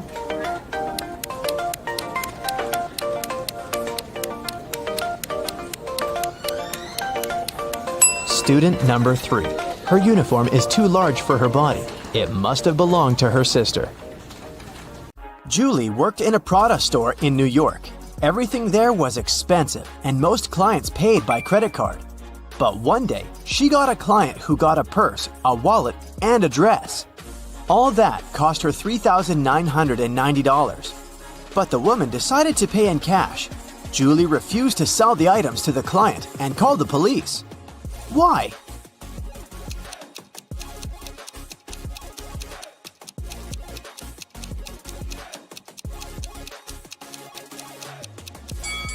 Tried to use to pay. They are 2 $2,000 bills, which don't exist. The police of Atlanta were notified that a prisoner had escaped from Chicago and taken the plane to Atlanta. Of course, an officer was sent to the airport to find the prisoner and capture them. The police officer spotted 3 people who looked similar to the criminal. Take a look at the passengers. Which one should be arrested?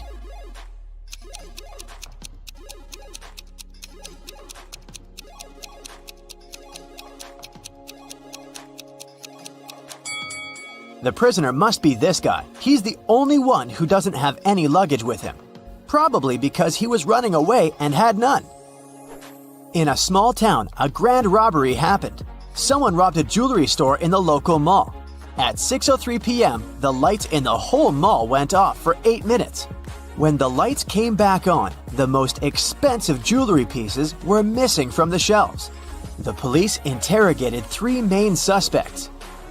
Jack said, I was picking out a present for my son in an electronics store when the lights went off. I was so confused as anyone else. Fred said, I wasn't even in the mall at the time. I have no idea what you're talking about. And Stacy said, I was in the bathroom fixing my makeup. I didn't even notice the lights went out. Who is the main suspect?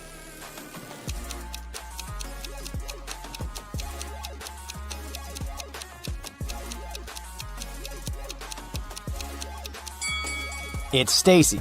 She said that she hadn't noticed that the light had gone out, but they went off everywhere, including the bathrooms. She would have noticed it, so she's lying. Ava has always wanted to get a cat, but her mom wouldn't allow her to have a pet. So, when one day she found a kitten on the street, she brought it home, but kept it a secret. She succeeded for 2 weeks, but one morning she went down to the kitchen. Have you been hiding a cat in your room? Her mother asked. How did she figure it out?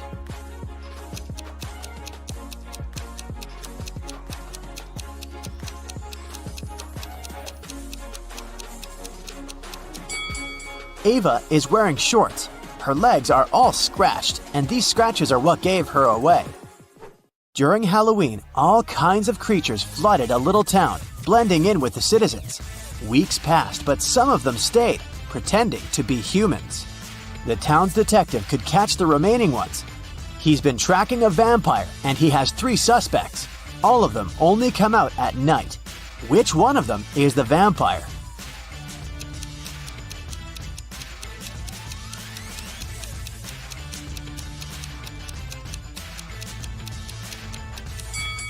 This guy is pale, but it doesn't necessarily mean that he's a vampire. This guy is wearing a silver chain, so he can't be one. But this guy doesn't have a reflection. This is definitely not a human. Ned works in a club, and his job is to check people's ID cards and not let inside any suspicious people or people below the age of 21. Take a look at these 3 ID cards and figure out who isn't supposed to enter the club. Okay, here's the first guest for you. What can you say about this man?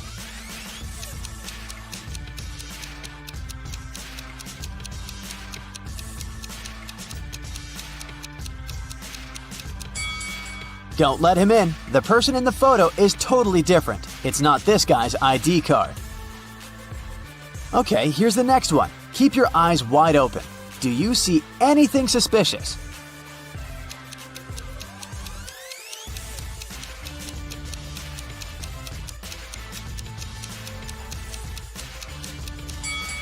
She seems fine. Let her in. Okay, the next one. Check it out and make your decision. In or out?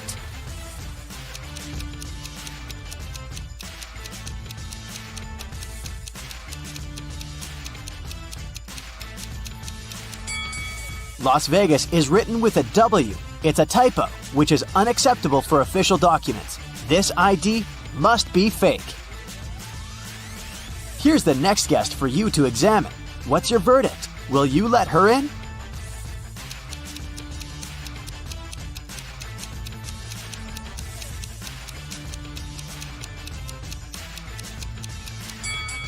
She seems fine to me. It must be safe to let her in.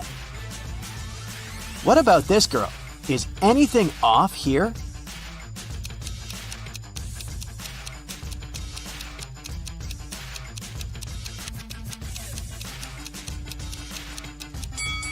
She seems fine to me too. Green light. Okay, the last guest. In or out?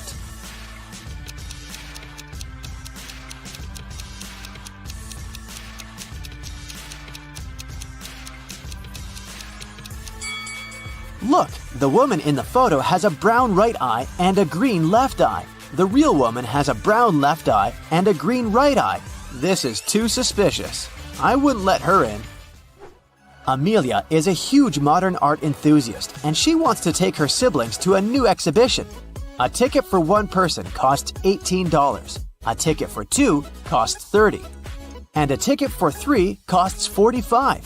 If she wants to pay as little as possible, should she invite her 2 siblings at once or go with each of them separately?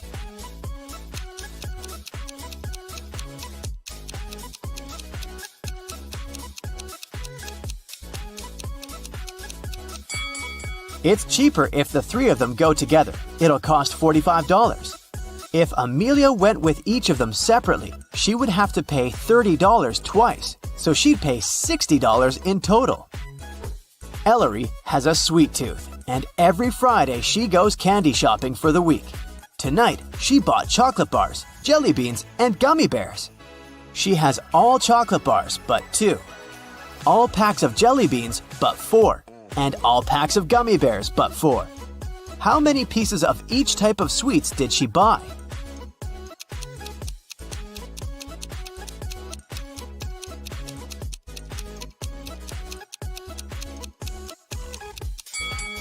Chocolate bars are all but 2, which means that there are 2 packs of jelly beans and gummy bears together.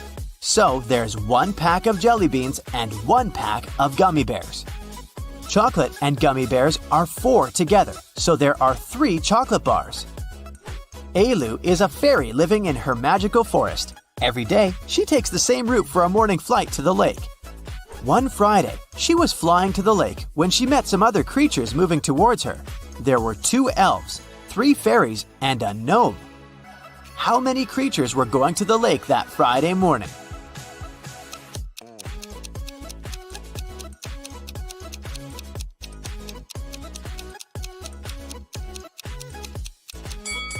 Just Ailu. Everyone else was going in the opposite direction.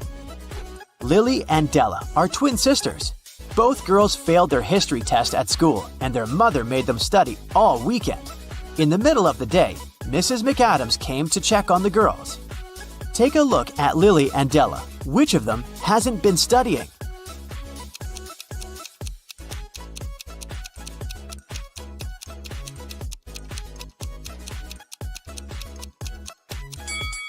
Della, the book she's reading isn't a history book, it's physics. She must have grabbed the closest book as soon as she heard her mother's footsteps. A rich lady was booking into one of the best hotels in the city. When she got her key, she noticed that her bags had been stolen. The police interrogated 3 main suspects. Mr. Collins said, "I wouldn't steal anything. I'm rich. I live in the penthouse on the 20th floor." Mrs. Jones said, "I've just returned to the hotel. I've been out all day." And Mrs. Smith said, "I wouldn't steal anything. I have too much stuff myself."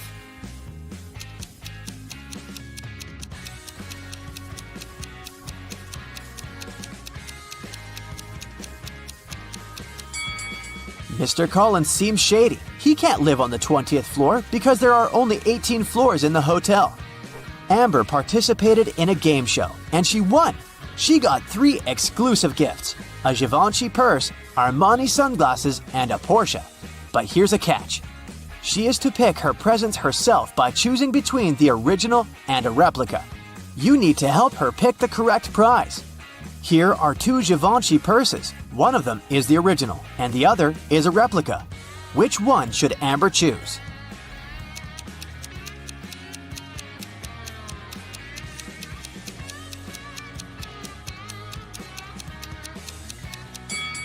This one. It has the correct logo, so it must be the original.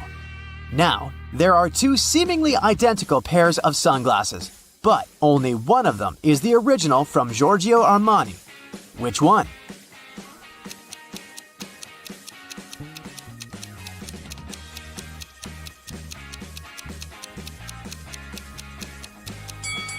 This one, with the correct logo. And finally, the Porsche. Let's see if you remember their logo.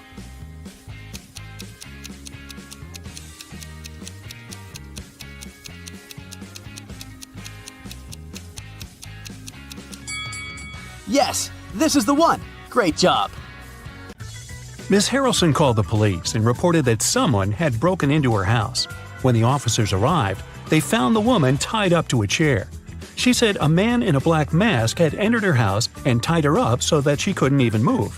Then he had stolen all her savings and left. But the officers didn't believe Miss Harrelson and arrested her for misreporting. Why?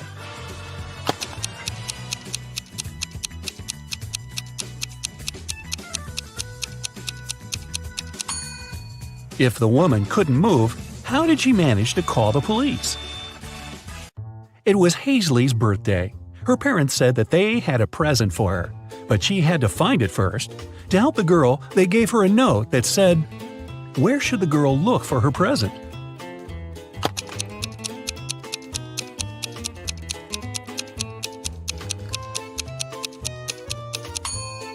It seems as if the note doesn't make any sense, but that's only because the 2 halves of each word are switched. If Hazley places them in the correct order, she'll get pretty straightforward instructions. Your present is hidden in the basement. Sydney told her mother that she and her gymnastics team were going to a sports camp for the weekend. Mrs. Stevenson knew her daughter well and suspected it was just an excuse. Sydney was going to spend the weekend with her boyfriend instead. Still, the woman helped Sydney pack and let her go. When the girl returned, she was angry with her mom for forgetting to pack a toothbrush. That was when Mrs. Stevenson realized she had been right and Sydney hadn't been to the sports camp. How did she figure it out?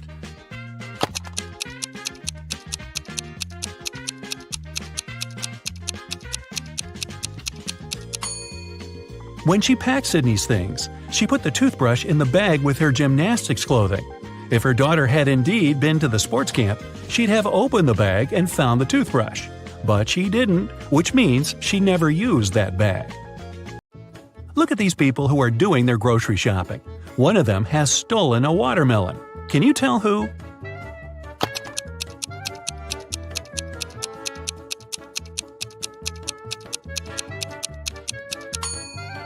It must be this guy on the right.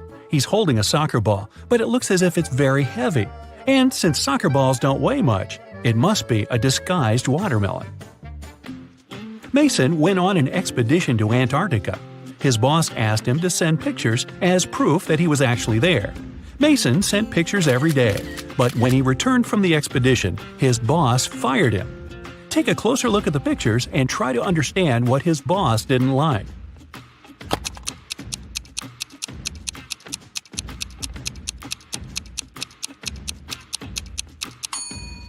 Mason was sent to Antarctica, but in some pictures, you can see palm trees. No wonder the boss realized the photos were photoshopped and Mason hadn't gone there at all. An old man had extremely poor vision. He was living with his son, Mark, because he needed assistance all the time. One day, the man was resting in his armchair while his son was preparing dinner. Suddenly, Mark heard glass shatter. The man ran into the room and saw that the window was broken. He asked what had happened. His father told him that some dark-eyed, dark-haired guy had thrown a stone into the window and shattered it. Then he ran away. But Mark didn't believe his father. Why?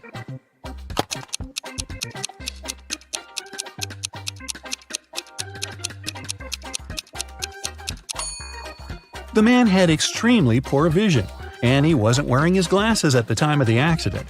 He couldn't see the guy, let alone the color of his hair and eyes. Savannah went on a business trip with her husband. In the evening, the woman didn't feel well and suddenly blacked out. When Savannah woke up a couple of hours later, she couldn't remember anything. There were two men in front of her, and both claimed to be her husband. The woman couldn't remember which of them was her real husband. Can you help her figure it out?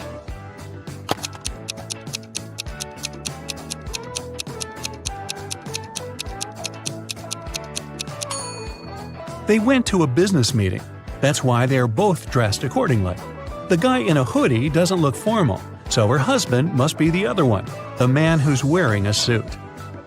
Now, this girl, Susanna, can't remember who her husband is too. Can you help her?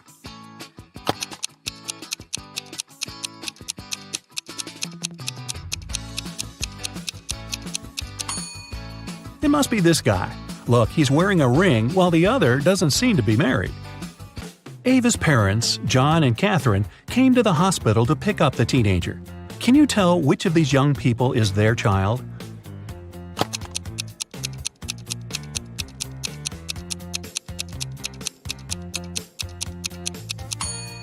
It's this girl.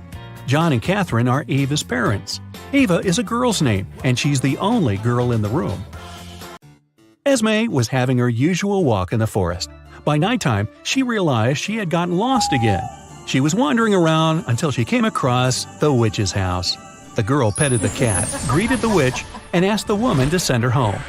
At that time, the witch was participating in a math tournament for witches from all over the world. She really wanted to win and to prove she was the smartest witch out there. There was one last task she couldn't solve. The witch promised that if Esme helped her, she'd let her go home. If not, Esme would have to stay with the witch forever. Here's the task. Make 3 identical squares by moving only 3 matches.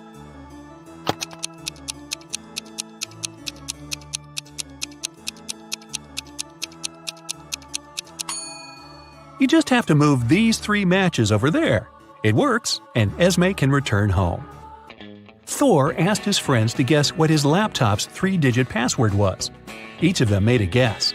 The numbers they chose were 357, 902, 907, 954. Even though no one's guess was right, every person guessed 1 digit correctly and exactly in its right place. Can you figure out Thor's passcode?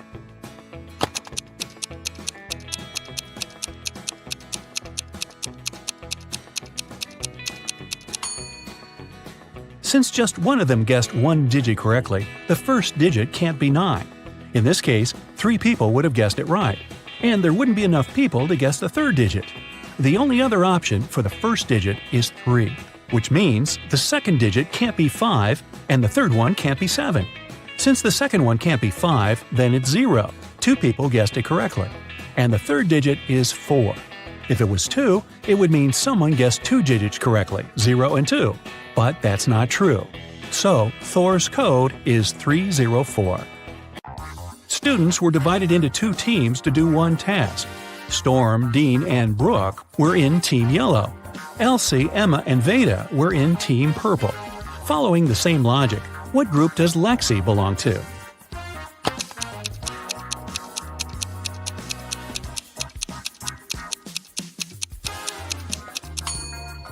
In Team Yellow, there are students whose names have just one syllable. In Team Purple, there are students with the names that consist of 2 syllables. Lexi's name has 2 syllables, so she belongs to Team Purple. Atlas got trapped in the attic of an old house. There are just 3 ways out, and all of them dangerous. Behind the first door, the roof and the floor are made out of magnifying glass, and the sun will burn anyone who comes in. Behind the second door, there's a room filled with poisonous gas, and the third door is hiding a hungry lion. How can Atlas escape?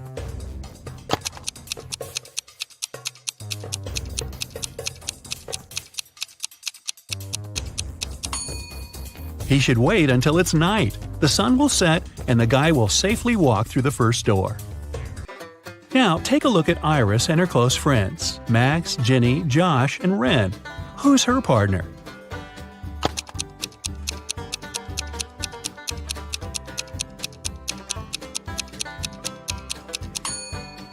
It must be Josh. Look, they have matching tattoos. On a rainy night, Dylan was driving past a bus stop. There were 3 people there: an elderly lady who was feeling unwell, a doctor who saved many lives, and Selena, a girl Dylan had been crushing on for years. Unfortunately, there was only room for one more person in the car. What should Dylan do?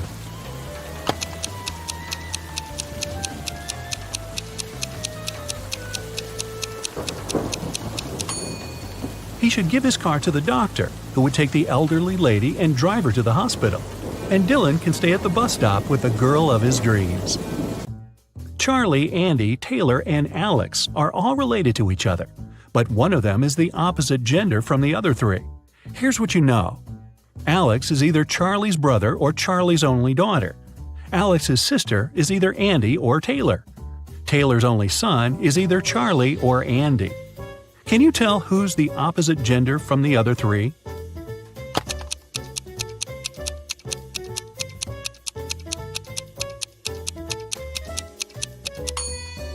If Alex is Charlie's only daughter, then Alex cannot have a sister. It means that Alex is Charlie's brother. If Alex's sister is Andy, then Andy's a girl. And according to fact 3, Charlie is Taylor's only son. But Alex is Charlie's brother. So we have a contradiction here. It means that Alex's sister is Taylor. So Taylor's a girl. Charlie, Alex, and Taylor are siblings. And Andy is Taylor's son. Keenan was watching TV when a detective arrived with a search warrant. The detective said that the city bank had been robbed, and Keenan was the main suspect. The man replied that he hadn't even left the house that day. He couldn't do anything. The police didn't find the money, but still arrested the man. Why?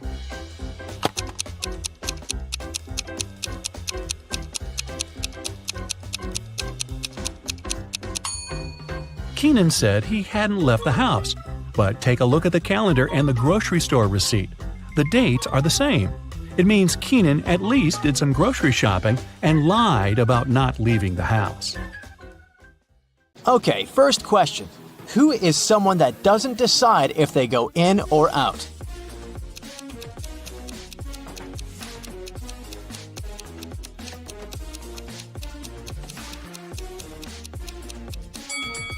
That's a prisoner. And today, you're going to be a true detective solving some prisoner riddles.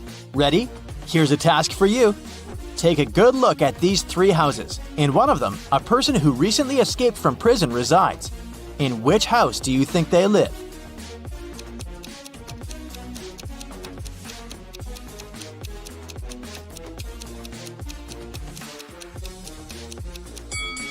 If they just escaped from prison, they're very alert and surely ready to flee immediately and as fast as possible. Look at the way the cars are parked. 2 are parked with the back facing the road and 1 is pointing towards the street. If a car is parked pointing towards the street, it's faster to drive out, so it must be the runaway prisoner's house.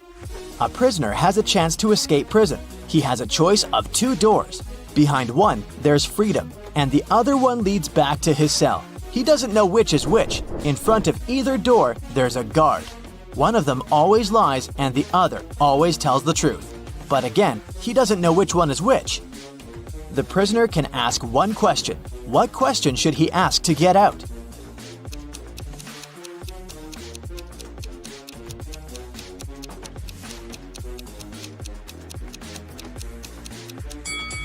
He should ask either guard, is the lying guard in front of the freedom door? If he says yes, there are two options. Either he's telling the truth or he's the liar, and so he stands next to the cell door. In any case, the prisoner should pick the other door. If the guard says no, then it's either the truth and the door is then the freedom door, or it's a lie, but it still remains that it's the freedom door. So, in a case of a no, the prisoner should pick that door. A prisoner is trying to escape. He managed to leave the cell and found an underground tunnel, but it only led him to 3 doors. All of them didn't look safe. Behind the first door, there were 2 guards who would see him and take him back to prison. Behind the second door, there was a room full of lasers. Behind the third door, there was a room with the floor full of broken glass. Which way is safer?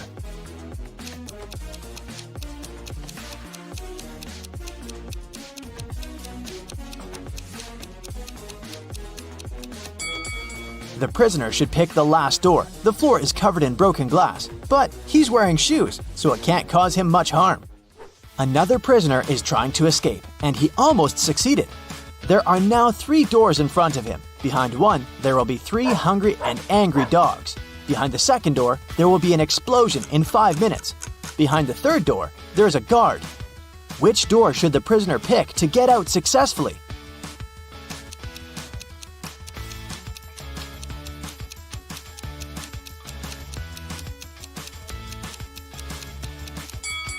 He should wait for 5 minutes until the explosion and then use the second door to get out.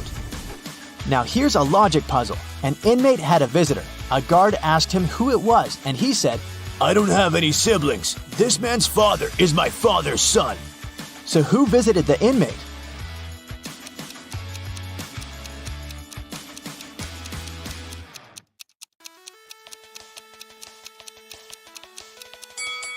Since the prisoner doesn't have any siblings, then my father's son is him himself. And he is the father of the guest, so the guest is his son. An inmate got sick, and now he has to take pills to keep his illness under control and also not to infect anyone else. He got 3 pills which he has to take every hour. How long will it take him to take all the pills?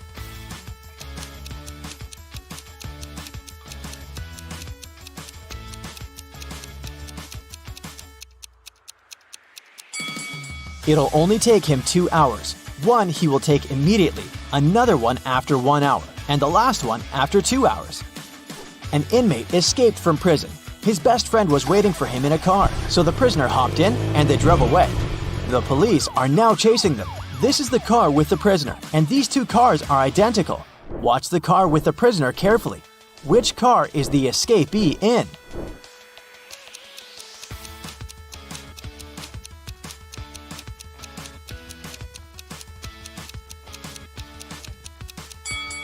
It's the one on the left. Okay, now it's going to be even harder. Watch the car again. They'll go faster. Which one is it?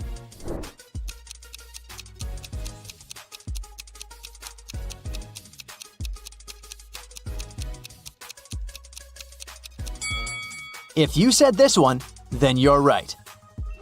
Okay, one last time. And will you catch the prisoner? Watch the cars carefully. Which one is it?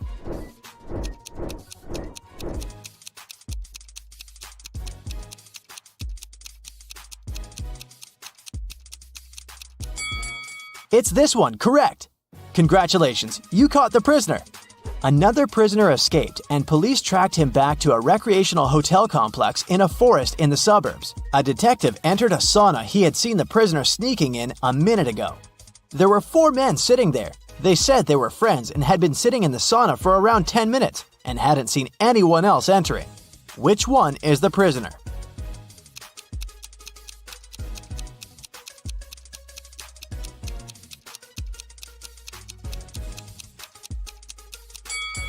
It must be this guy. Look, everyone is wet and sweaty, and he's not sweating at all. He must have just entered. Another day, another prisoner managed to escape. This time, the police were sure that the prisoner was somewhere in the zoo located not far away from the prison. They entered and went up to one of the zoo's caretakers, asking if he had seen a prisoner there. No, sir, I guarantee that no prisoners entered this area, said the caretaker. It was suspicious. Why was he so sure about that? All right, thank you for your assistance. By the way, why is this cage empty? Oh, I'm cleaning it. The zebras were relocated for a while. The police arrested him as a prisoner. Why?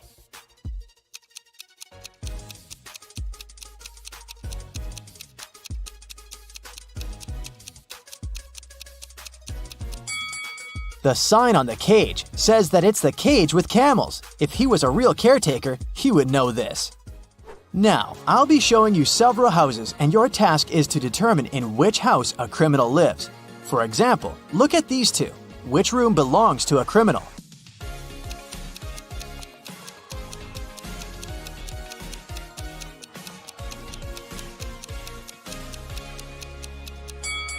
This one. Look, there's a black mask on the chair. What about these two houses? Do you see something suspicious?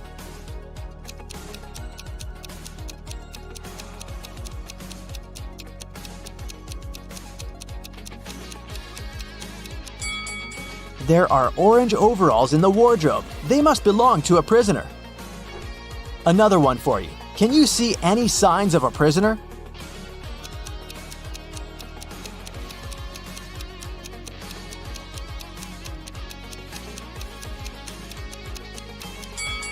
Look, there's a huge bag with money hidden. This is the place. There are 4 prisoners who get a chance to get out sooner if they solve a riddle.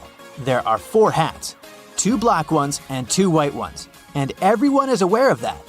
They stand like this. The first prisoner is in the front and can't see anyone. The second prisoner can only see the first one. The third prisoner can see both. Behind a wall, there's the fourth prisoner, who can't see anyone. Each one of them got a hat. None of them knows the color of their hat. They can only see others as described. Any one of them can make a guess regarding the color of their own hat. One attempt for all of them. But if the person gets it right, all 4 of them will get out. How can they do it?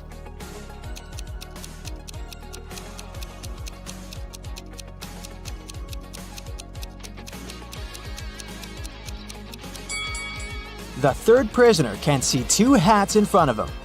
If they're the same color, then he knows his own hat is the other color.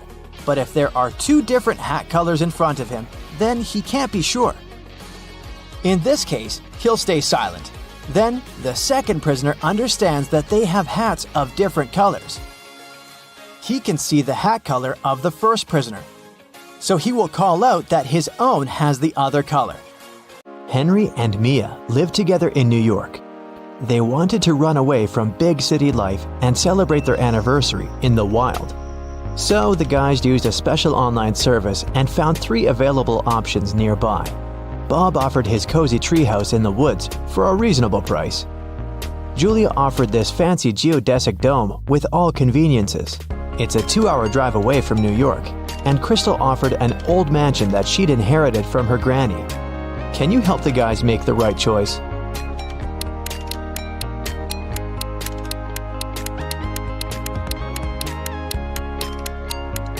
Take a closer look at the picture of the dome. It's located near the Leaning Tower of Pisa, which means this property is in Italy, and it can't be 2 hours away from New York. And Crystal's granny's ghost is still in the house, so Mia and Henry should choose the treehouse. The guys contacted Bob, booked the house, and hit the road. Mia is a famous blogger, so she decided to post all milestones of their journey in her stories.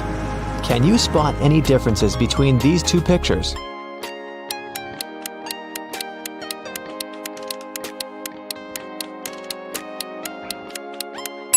Here they are. What about these 2 pictures?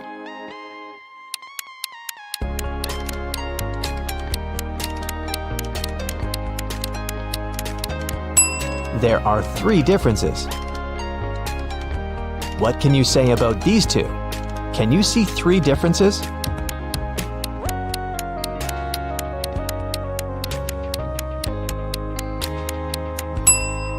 Here they are.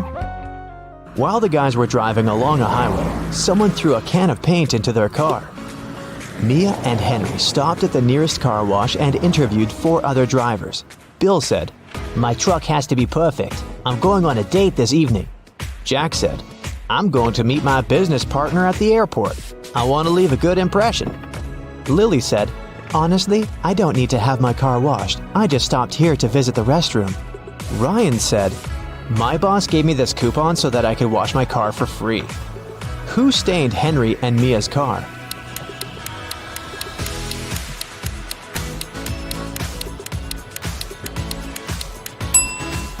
Lily. Her right hand is stained with the paint of the same color, and besides, she has a print of Mia's face on her t-shirt. She's definitely obsessed with her.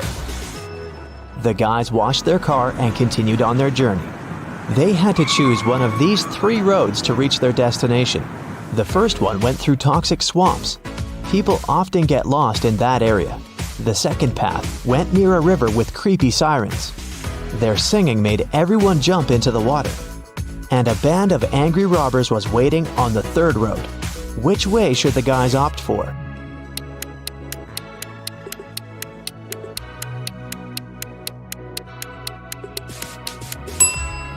The second one. They can close all the windows, turn some music on, and drive past the sirens very fast. Mia suggested visiting the farmer's market to buy some fresh produce for their romantic weekend. When they entered the marketplace, 3 sellers offered them apples, but only one deal was safe enough. Can you help the guys make the right choice?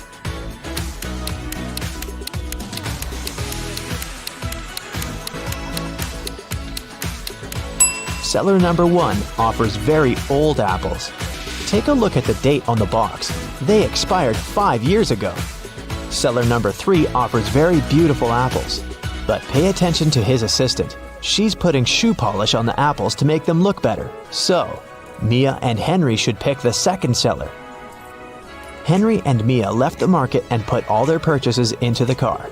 Suddenly, Henry realized that he'd left a bag with cabbage at the farmer's stall. He returned but couldn't find the bag. Henry questioned 3 people he saw nearby. Vera said, I only eat fruit, mister. See, I've got bananas and apples. Bella said, yes, I saw your bag. The seller put the cabbage back on the shelf.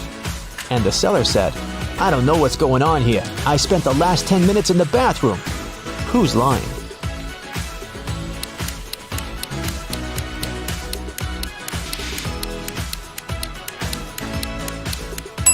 Vera. She hid the cabbage under her elegant hat. Finally, the guys reached their destination. The treehouse is even better than in the photo, but can you spot anything weird in this picture?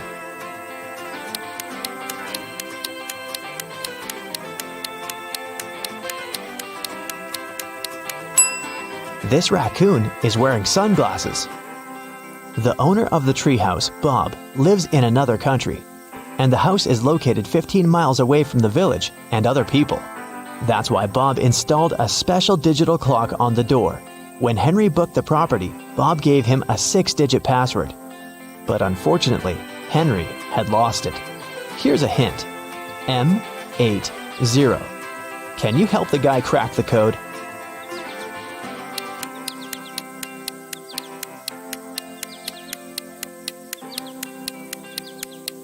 These symbols are mirrored digits. Split them apart and you'll get the code 1133CC.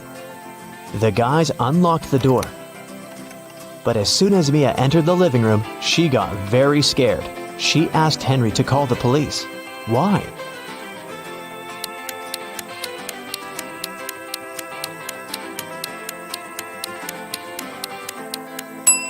The treehouse is in the middle of nowhere. Who lit the candles and the fire? The house was locked. Henry checked all the rooms, but found no clues. What about you? Any ideas who that could be?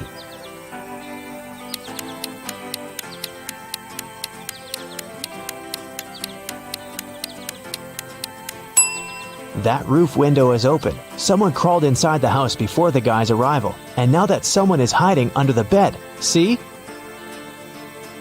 The guys called the police. Officers promised to arrive within an hour.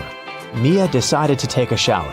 When she returned to the living room, she realized that Henry had disappeared. Mia searched the garden, then checked all the rooms in the house. and returned to the garden again. But she failed to find any clues. Can you help her?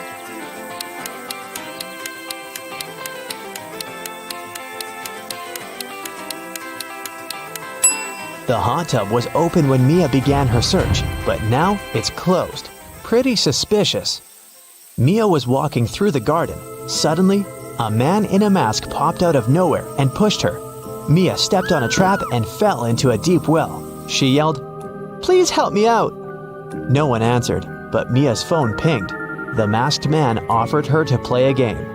Otherwise, she'd have to stay in the well forever. Here's the first riddle.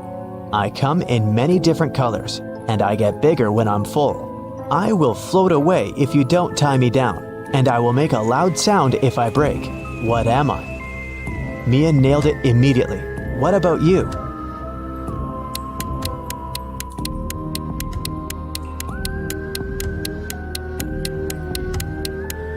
The correct answer is a balloon. Here's the second question. I can jump and I can climb. With many legs, I swing from tree to tree. I can make a house much bigger than me. What am I?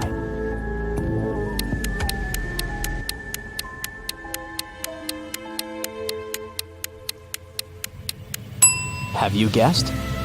It's a spider. And the final question. I come out at night without being called. I'm lost in the day without being stolen. What am I? Can you help Mia?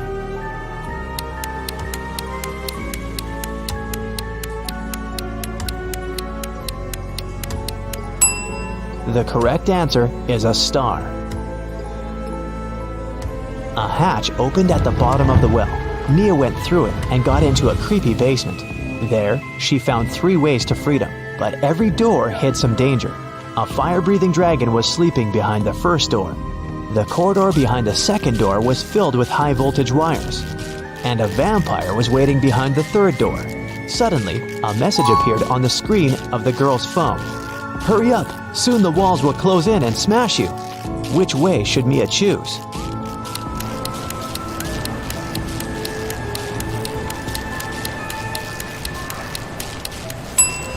She should wait until the walls are close enough so that she can scare the vampires away with this stake and go through the third door. When the police arrived at the treehouse, they found Mia and Henry at the porch. Henry had just woken up. The robbers had put sleeping pills in his coffee. The officers searched the area and found some clues. They concluded that the criminals were planning to leave the country by train. Unfortunately, no one knew what they looked like or how big the group was, so they stopped 4 suspicious people at the railway station and examined their baggage.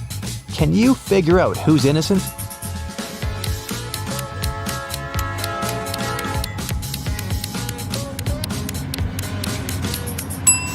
Why would a bald man need shampoo? And this supposedly blind person has a flashlight. This guy is carrying 3 tubes of toothpaste, but no single toothbrush. It seems that only the third guy isn't a criminal. 3 friends lived not far from one another and often met to drink some coffee together. Their names were Mr. Blue, Mr. Red, and Mr. White. One day, they noticed that under their coats, they were wearing t-shirts of different colors: red, blue, and white. Mr. Blue said, "Hey, Mr. White, have you noticed that we're all wearing colors that are different from our actual names?" The man wearing the white shirt answered, "Wow, you're right. Can you figure out the shirt of which color each of them was wearing?"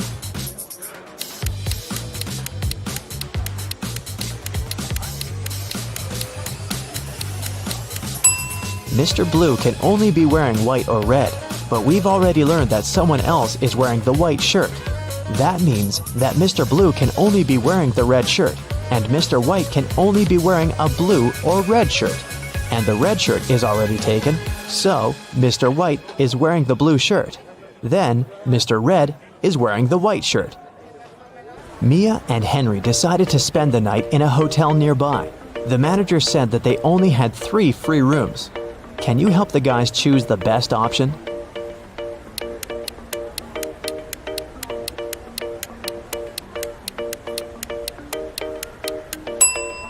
This room doesn't have any doors. That's weird.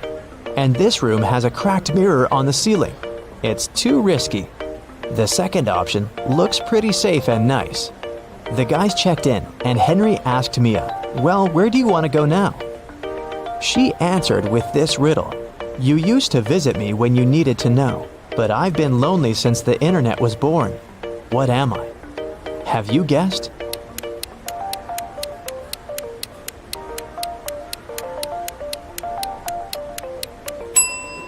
The correct answer is a library. In the library, the guys met these 4 students. One of them is broke. Can you guess who?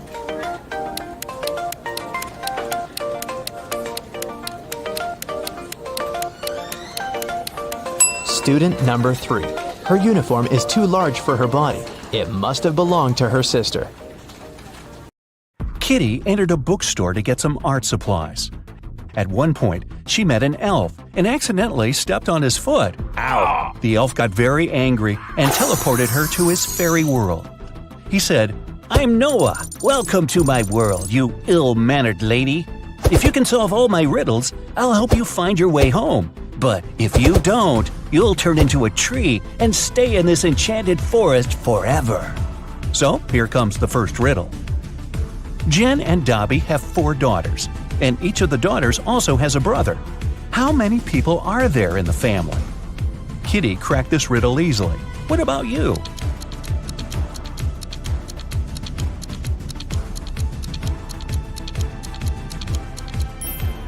The correct answer is 7. Noah took Kitty to the elf village. There they met Mr. Raspberry. He was very upset. Someone had stolen all berries from his trees. Noah suggested Kitty should find the thief. She questioned 4 suspects. Alice said, "I'm allergic to berries and stay away from them." Mia said that she'd been busy all morning helping her granny pick apples in her garden. Javier confessed that he had been on a secret date. He refused to reveal the name of his girlfriend. And Fiona said, "Are you kidding? I love my manicure too much to spoil it by picking berries." So, who's the thief?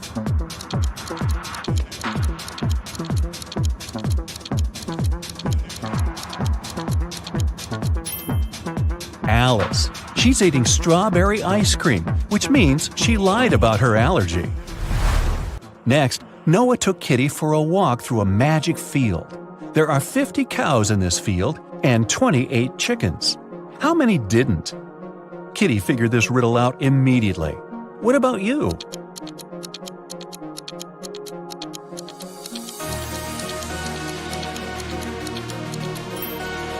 The correct answer is 30.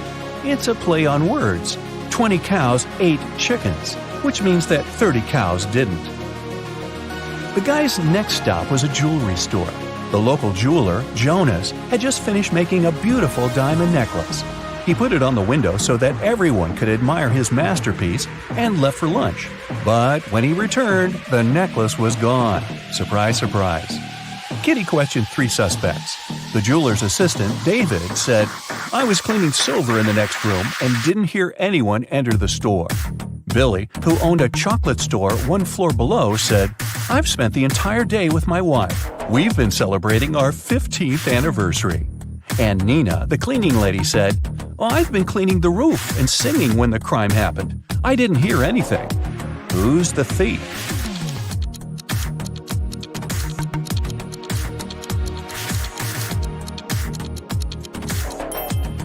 Billy. Look at his selfie with his wife.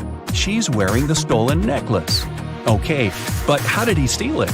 He has a book, Magic Portals, on the shelf in his store. A postman found an elderly stargazer, Mr. Green, unconscious on the floor in his own house. Kitty questioned the key suspect, Mike. He was the only person who had been seen near Mr. Green's house the day before. Kitty asked him what he had been doing the previous night. Mike replied, "I spent the whole evening helping my friend to build a house. We finished late at night. I was passing by Mr. Green's house on my way home. I looked into the window and saw him lying on the floor. I was shocked and called the police." Kitty inspected the house and told the officer to arrest Mike. Why?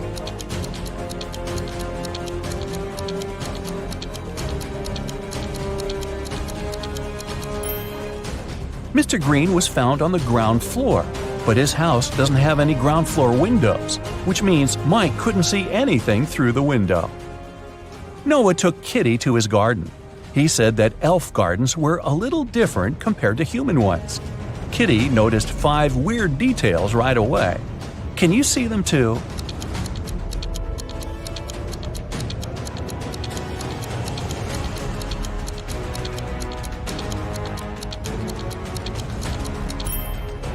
It's snowing, but the flowers are blooming.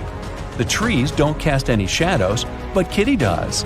The rainbow in the sky is upside down. All squirrels are wearing suits. They usually don't do that in human forests. And this butterfly is talking on the phone. Noah invited Kitty for dinner, but they gotta cook it first. He gave Kitty an old recipe and said she could find all the ingredients in the garden. But the recipe is coded with the help of these symbols. Can you help Kitty find all the ingredients?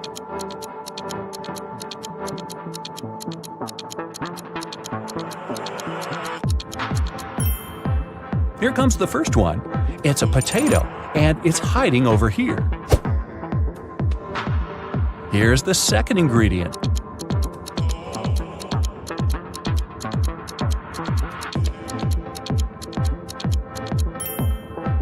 Olives. They're growing over there. What about this puzzle? Any ideas?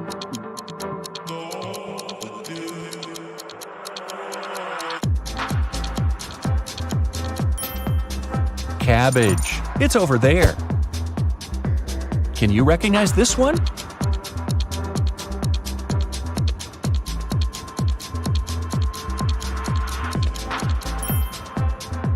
Coconut. Here it is. The next one. Can you crack it?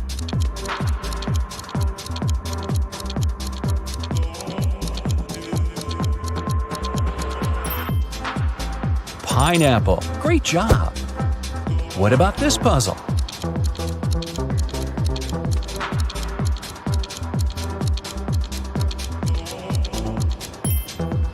It's a carrot. And since it's an elf's garden, carrots are growing on trees. Can you crack this code?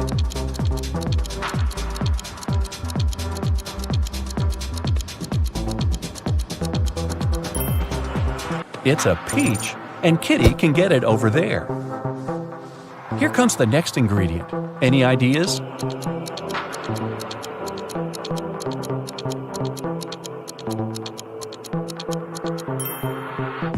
Pepper. It's over there. And last but not least, can you crack it?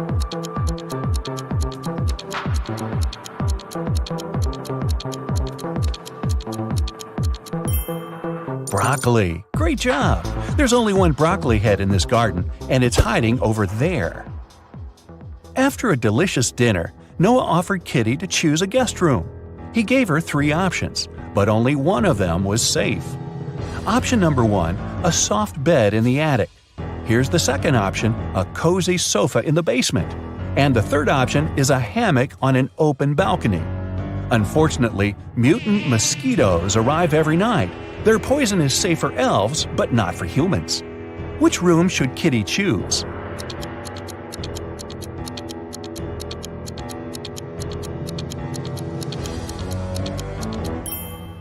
Springs stick out of the first bed. That doesn't look safe. And the sofa is full of bed bugs. Probably not the best company for a sleepover. So Kitty should choose the hammock. She can use this mosquito net to hide from the annoying insects. Next morning, Noah had an appointment. He offered Kitty to meet later in a fancy elf cafe. 4 waiters welcomed her when she arrived there, but one of them was fake. Can you guess who?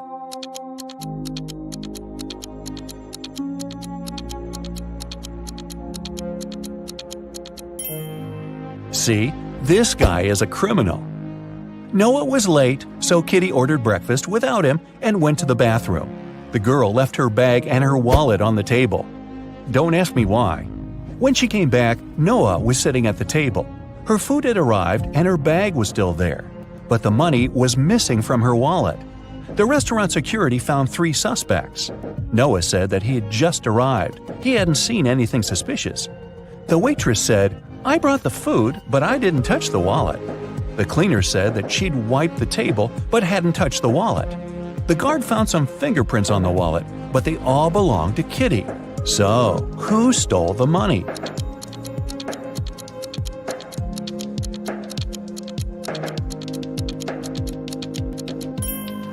The cleaner. She had her gloves on. That's why she didn't leave any fingerprints. Kitty didn't have any elf money, so Noah offered to pay for her meal. But first, she had to crack this riddle. What begins with T, ends with T, and has T in it? Kitty solved this puzzle easily. What about you?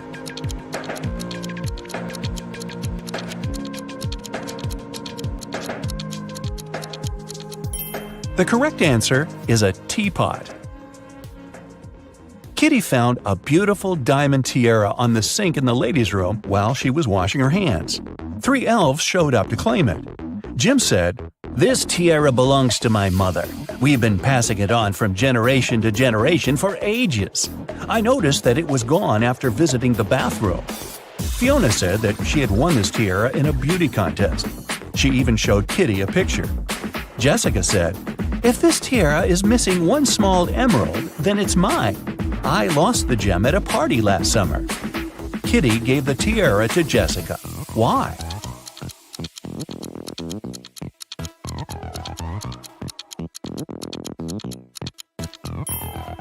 Well, Jim wouldn't have been allowed in the ladies' room. The stones in Fiona's tiara are blue, not green, and Jessica was the only one who knew about the defect. Kitty entered an elf gift store to get some souvenirs for her family. 3 magic creatures entered the store after her. Everything was fine until, suddenly, Kitty heard a loud scream. She turned around and saw an elf lying face down on the table. She quickly called the police and reported the incident. An officer arrived and asked the other 3 customers what they'd been doing when they heard the scream. The goblin said, "I was picking out postcards from the front display." The mermaid was chasing the perfect souvenir mug. She dropped it when she screamed. The pieces were still on the floor, and the wizard said, "I was checking my horoscope on my phone. I'm a Venus by zodiac, you know. My astrologist promised that today would be the most peaceful day of my life." Yeah, right. Can you help Kitty find the criminal?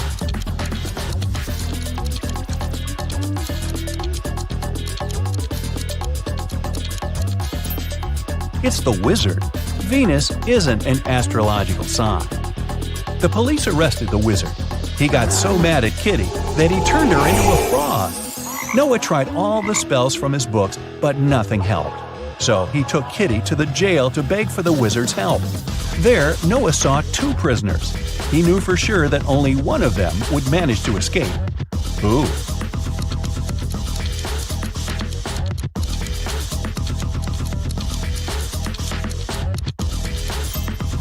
The second one. He has a spoon without a handle.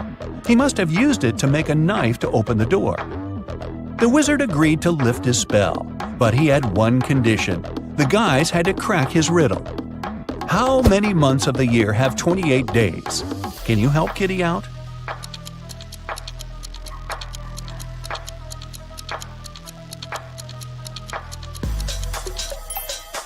The correct answer is all of them. Noah took Kitty to the local magic store. Kitty asked him what he wanted to buy. Noah answered this way.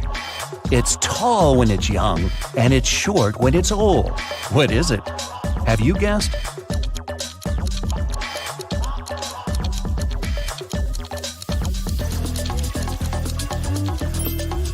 It's a candle. Noah lit the candle and prepared to send Kitty back to the human world. But he had one last riddle for her. Kitty had to say a secret number code to get home. Here's a hint. The code contains 3 positive numbers. You can either add these numbers or multiply them. The result will be the same. What are these numbers?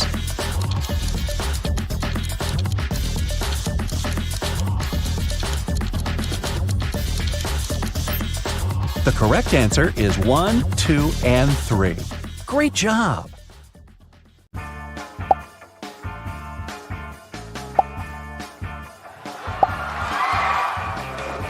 Emma came to the office on Monday and found out that someone had deleted an important report from her computer. She knew that in the company there were 3 people who would be happy if she lost her job. Emma loved reading detective novels and even wanted to become a private detective when she was younger. That's why she knew she had to question the suspects.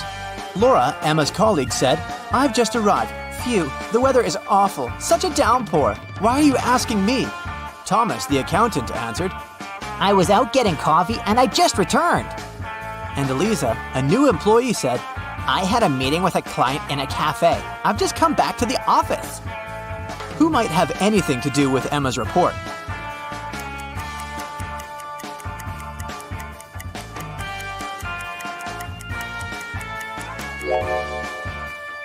Eliza, pay attention to the suspect's feet. Thomas's and Laura's shoes are wet. They got caught in the rain, but Eliza's high heels are perfectly dry. She must have lied about going out to meet with a client. Emma found this strange. To confirm her suspicions, she decided to watch Eliza, but the very next day, the girl disappeared, along with some very important documents. Emma's boss asked her to help him return the documents. He didn't want to inform the police yet. Despite all, Emma was happy. She could fulfill her dream of becoming a detective. Eliza's computer was protected with a password. After an hour of failed attempts, Emma finally noticed a piece of paper on the floor under Eliza's desk. She picked it up. I'm made up of 2 words joined together. I'm a dish. My first half is a famous genre. My second part is a grain. What am I? The answer to this riddle might be the password, but what is it?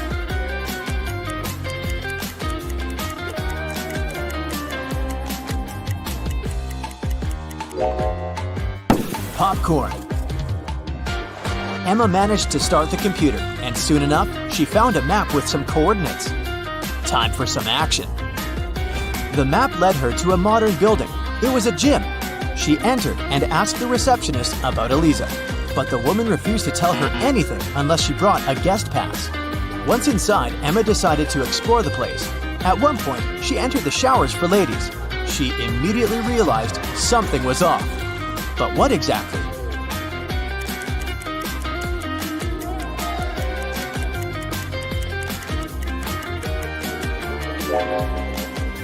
See that man reflected in the window? Who is he, and what is he doing here? Emma was about to run out of the showers when everything went black. When she woke up sometime later, she realized she was in a small room without windows. There was a door with a combination lock.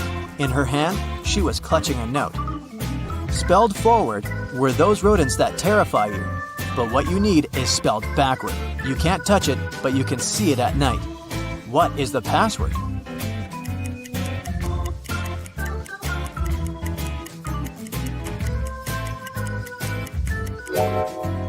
The rodents the note speaks about are rats. Then the word Emma needs is star. The girl managed to open the door. She rushed out of the room but stopped abruptly. She saw a large armchair. A man was sitting in it. It was the man from the showers at the gym. Here you are, he exclaimed cheerfully. I admit that at first I wanted to bring your boss down, but I've changed my mind. I want to play now. If you crack all my riddles, I'll give you the documents and let you go. Emma had nothing to do but agree. The man said, "See, I have a room filled with gold. Once, 3 thieves sneaked into that room, but only 2 of them walked out. After they left, the room was empty. So, where was the 3rd thief?"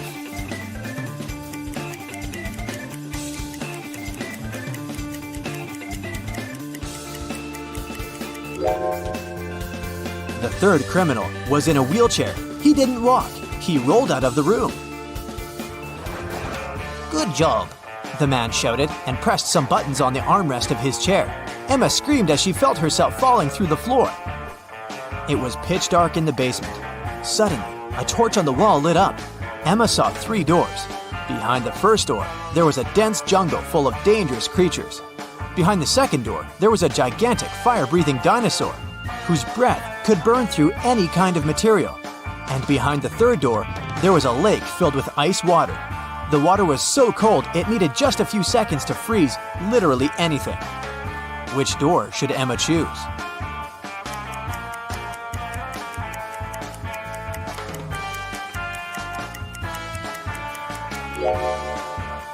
She should walk through the second door.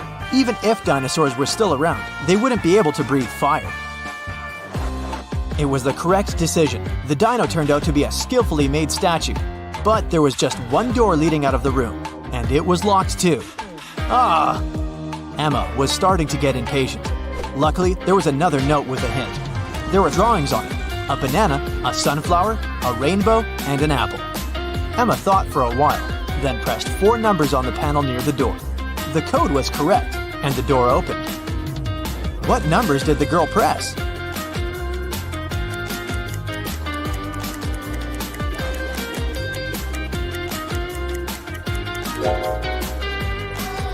One, 3, 7, 1. Each digit corresponds to the number of colors of the objects in the picture. Emma saw a long corridor. She'd been walking for a while when she realized that the corridor was about to split into 3 passageways. They were signed West, East, South. She also saw this inscription on the wall. Which corridor should she choose?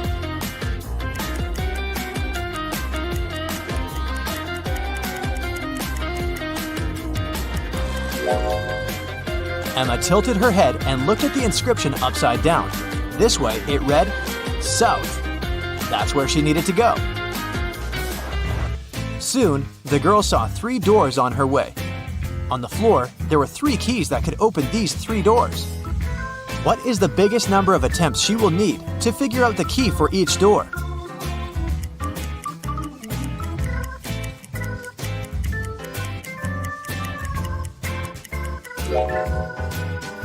Six. 3 attempts for the first key and all 3 doors. 2 attempts for the second key and the remaining 2 doors. And 1 attempt for the third key and the last door. Emma decided to go through the left door, and guess what? She ended up in the room with the armchair again. The man was there too.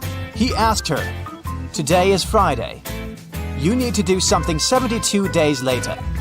What day of the week will it be?"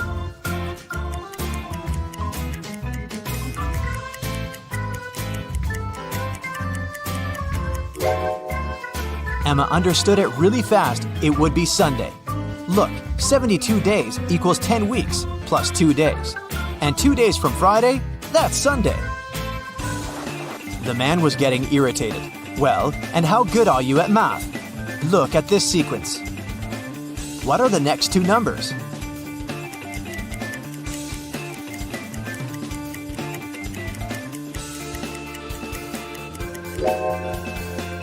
The next 2 numbers should be 20 and 28. There are 2 groups of numbers in this sequence: 11, 14, and 17, and 19, 22, and 25. In both of them, each next number is 3 more than the previous one. It means that in the first group, the next number is 20, and in the second group, 28. Then, the man offered Emma a bet. He said he would put 1 red and 1 blue marble in a box. If the girl picked the blue marble, he would let her go. But if she got the red marble, she would have to stay and help him around the house for a year. Emma knew that the man was going to cheat, because why would he take a risk like that? He would probably put 2 red marbles instead of 1 red and 1 blue. But how can she prove it? After thinking for a while, she managed to win the bet. How did she do it?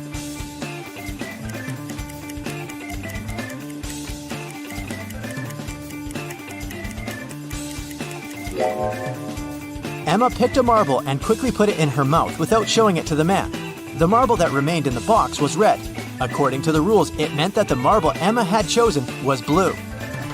The man didn't want to admit that he had tried to cheat. "Okay, I'm not going to go back on my word, but here's the last riddle. If you crack it, you're free to go. How can you turn 6 into an odd number?"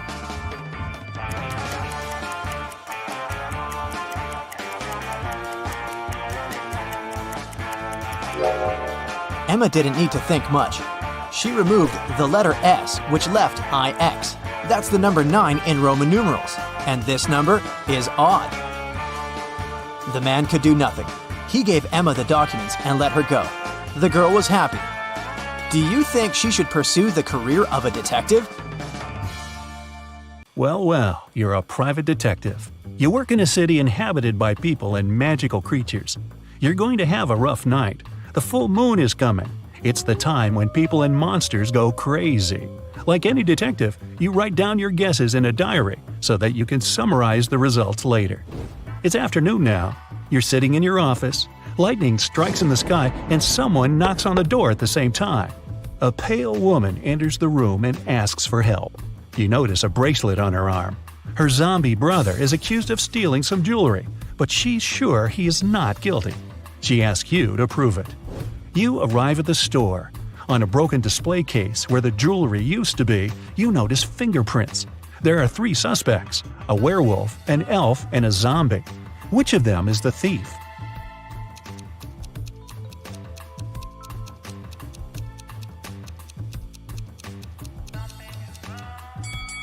The elf. The zombie has skeleton hands, and the werewolf has hairy paws. Only the elf could leave human-like fingerprints.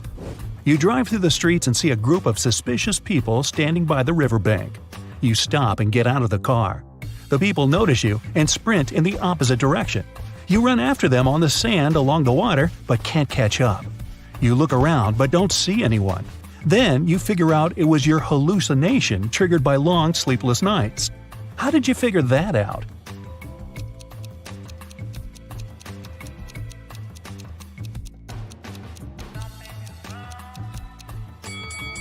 You ran after these people on the sand, but you can only see the footprints of your boots.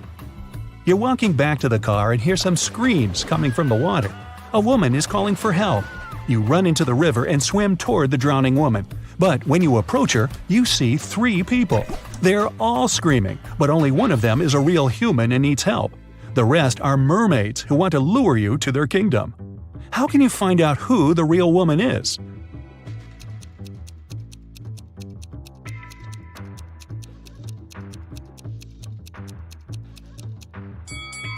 Dive and check who has a fishtail. You save the woman and go to the car. It starts raining. You don't want to catch a cold, so you decide to change your clothes in your apartment. But suddenly, you hear someone scream for help outside. You run out of the apartment and forget to lock the door. A woman is crying in the street. She's standing near the road. In the distance, you can see a car leaving at high speed. The woman says her new car has just been stolen. You get into your vehicle and start chasing the criminal. The suspect gets out of the car and runs toward an abandoned house. He climbs over the fence and disappears inside. You go there after him. In a small hall, 5 zombies are walking in different directions. But zombies don't drive cars. One of them is the thief pretending to be a zombie. Who is it exactly?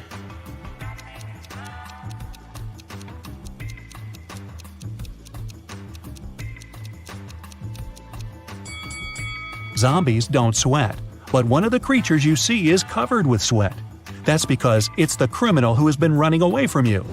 You walk through the streets. There's a warning on a post about lizard people charging at the inhabitants of the city. You remember investigating this case, but you couldn't find these reptiles. Now you need to go to the park. For several days, a large werewolf has been scaring the residents there.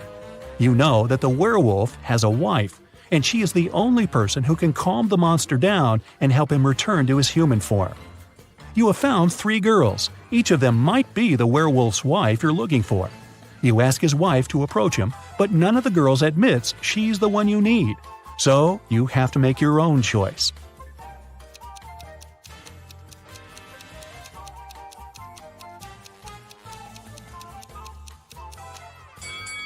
Do you see some wool on this girl's clothes? It's the wolf's fur, which means she's the wife. She walks up to the monster, hugs it, and the werewolf turns into a human.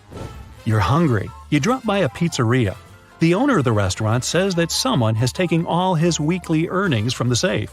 The thief wore gloves and left no fingerprints. The video cameras were turned off. You know this pizzeria has had several similar incidents over the past year. Every time, the insurance company paid the owner the entire amount that had been stolen. You're sure the owner took his own money to use the insurance again. Take a look at the office and prove that the owner is guilty.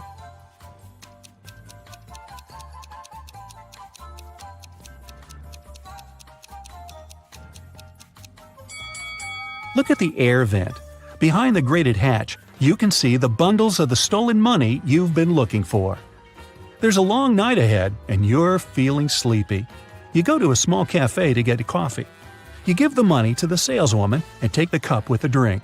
You take a sip and realize the woman is in danger right now. How do you know that?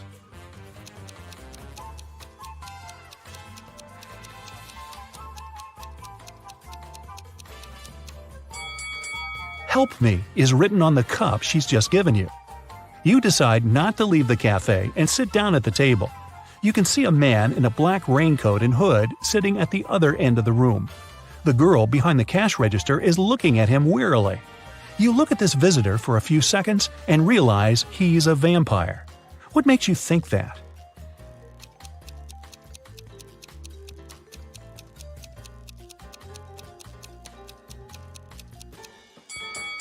It's night outside. You can see your reflection in the window. The hooded man is sitting by the window too, but isn't reflected in it. He's a vampire. The coffee has cheered you up a little. You're walking along the street, lost in thought. That's why you don't notice an open maintenance hole in front of you. You fall and find yourself in a dark sewer. Phew! Fortunately, you're not hurt. Shh! You can hear some noise at a distance. You turn on your flashlight and slowly walk forward. Soon, you come across a cage with several people inside. They say a mad scientist caught them and put them in this cage to conduct experiments. You need to free the prisoners. But where can you find the key? Carefully inspect the laboratory.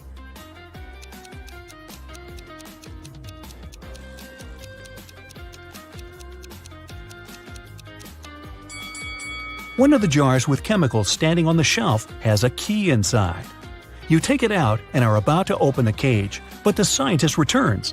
He tells you not to do this. The people inside are actually mutant lizards.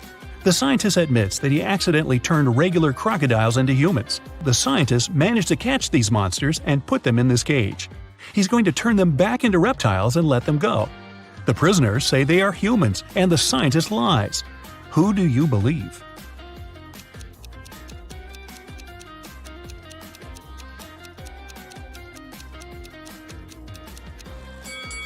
You decide not to open the cage.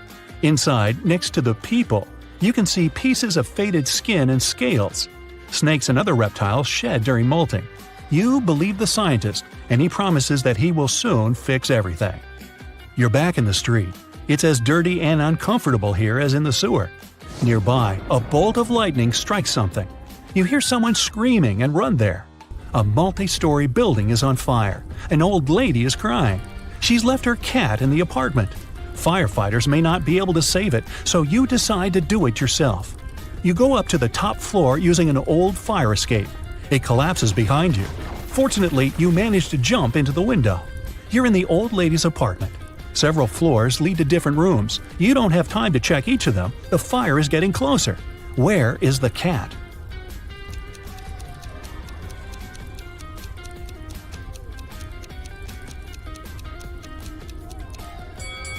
That door is scratched at the bottom. Those are claw marks. The cat must be there. You open the door and see a big black cougar. The fire is everywhere, and you can't go out through the main entrance. There is a window leading to the backyard and a fire escape. Where will you go?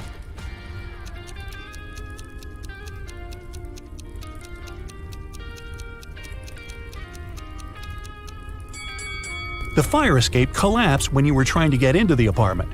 In the window, you see the tree. It has stopped raining, but it's already morning. Tired, you reach your apartment. You turn the key, open the door, go inside, and realize that someone is here. How have you found out?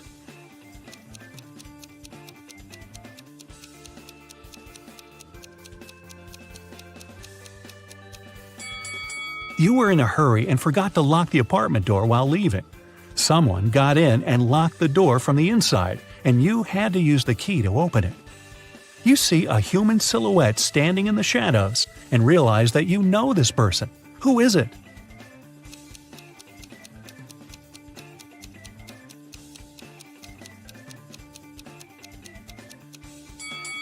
It's the woman who asked you to help her brother. She was wearing a red bracelet. The silhouette has the same accessory. I came here to thank you in person. The door was open, but you weren't at home, the woman says. She asks, how many puzzles have you solved tonight? You realize it's time to look at what you've got. 0 to 3 points. It's too early for you to go out to patrol the streets of a dangerous city and help people. You need more experience. Practice and solve more logical puzzles. 4 to 8 points. Not bad. You've solved more than half of your cases. The city is grateful for that. 9 to 11 points. You're one of the best detectives in this city. Every day you help people, but you feel that you can do better. 12 to 14 points. The sirens of police cars, screams, suspicious faces in dark alleys. You can't live without it, and the city can't live without you.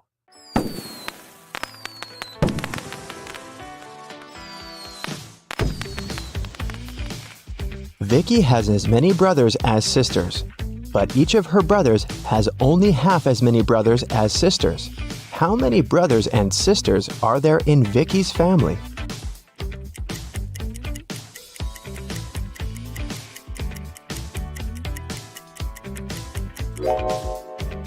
The correct answer is 4 sisters and 3 brothers. The key to solving this is to keep it simple. Just count the sisters and brothers in total and in terms of their own number of siblings.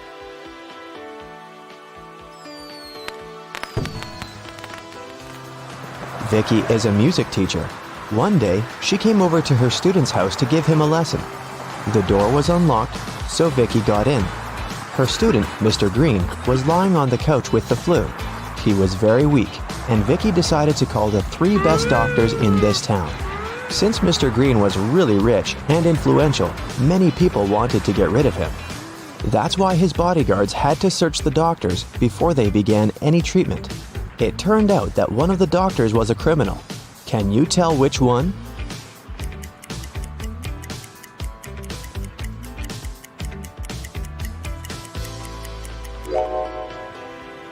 This guy.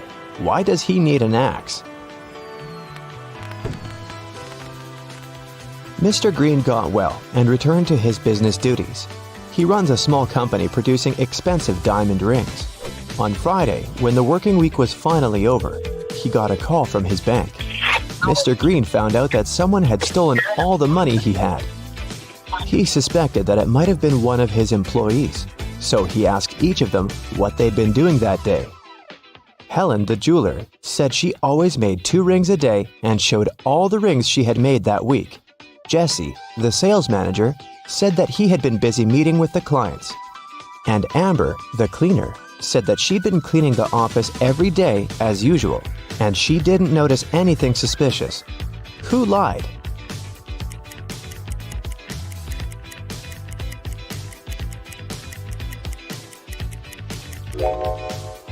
Helen.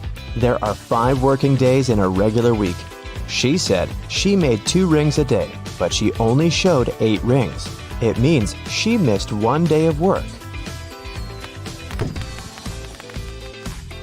Vicki was walking down a shopping mall.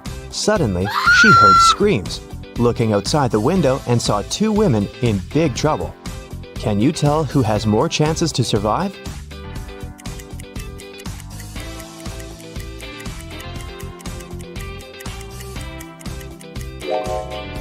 Look at this lady's hand. It's made of metal. She's a robot, so she'll more likely survive this adventure.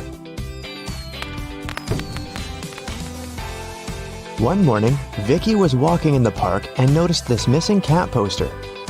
Can you help her find the cat in this area?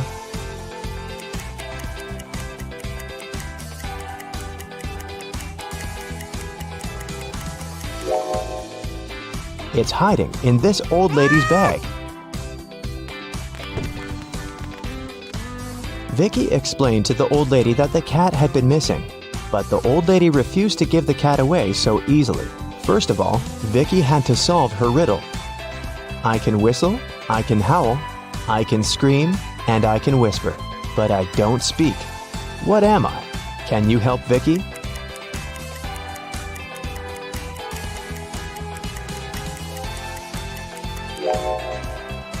The correct answer is wind.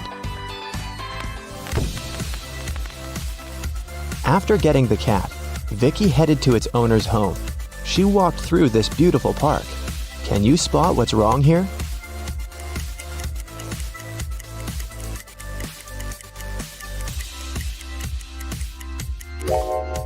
This bench doesn't have legs. It's literally flying in the air. Vicki brought the cat to its owner, Diana. She was very glad to get her pet back and invited Vicki for dinner. Vicki was very hungry and agreed. Diana served these 4 dishes with various foods, but only one of them is safe to eat. Can you tell which one?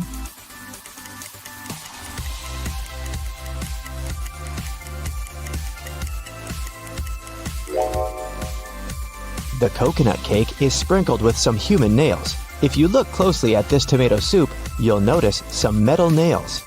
Something's moving inside this burger, so this pasta is the only edible dish here. After dinner, Diana made a confession.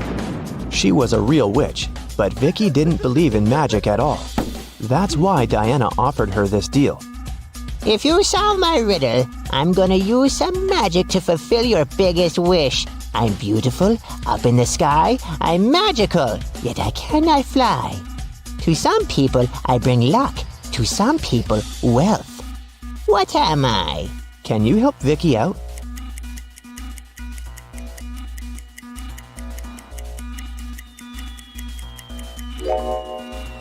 The correct answer is rainbow. Vicki has always wanted to become a famous singer. She received an invitation to a singing contest. Vicki sang beautifully and won first place. After the performance, she drank a glass of water backstage. After that, Vicki felt very sick.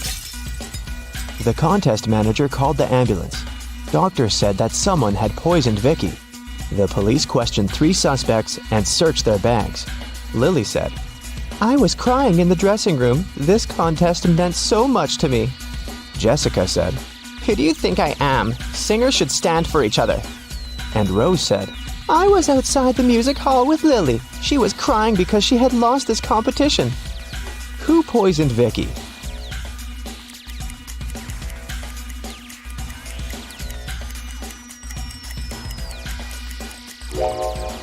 Lily said she was in the dressing room, while Rose said that they had been outdoors. Therefore, 1 or 2 of them are liars.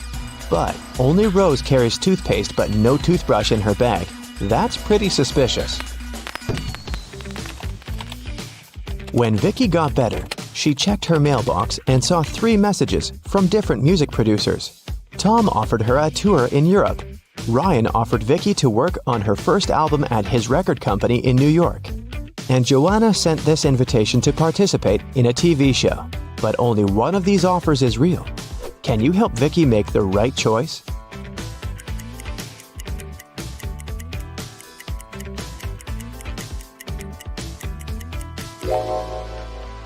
Joanna's message is spam.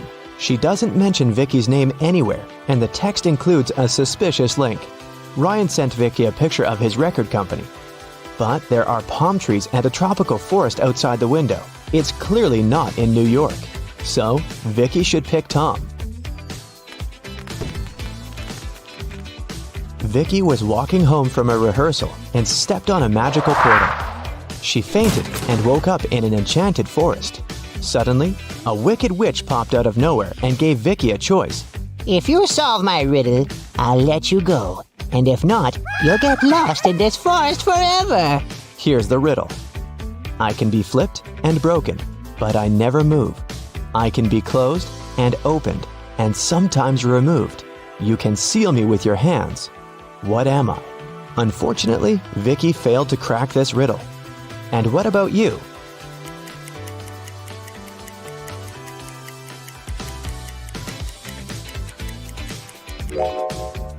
The correct answer is a deal.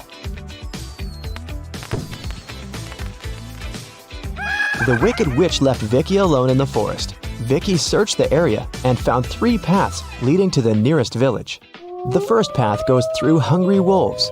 Giant mutant plants are waiting in the second path. They eat all mammals, including human beings. and the third path is covered with a bunch of bugs and worms. Which way should Vicki go?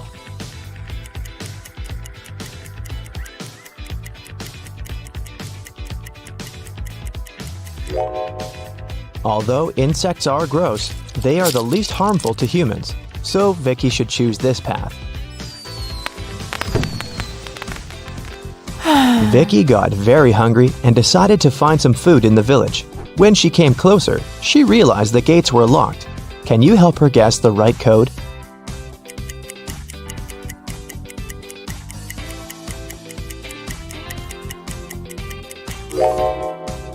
Take a look at the screen. It requires a 4-digit code. Someone decorated the gates with this symbol. It's a hint. If we divide this symbol into 4 parts, we will see that it's made up of 4 2s. So, Vicki should enter 2222 and come in. When Vicki entered the village, an angry pixie stopped her and said, Not so fast, lady. You gotta solve one riddle first. What should you do when you see a green man? Vicki cracked this puzzle right away. What about you?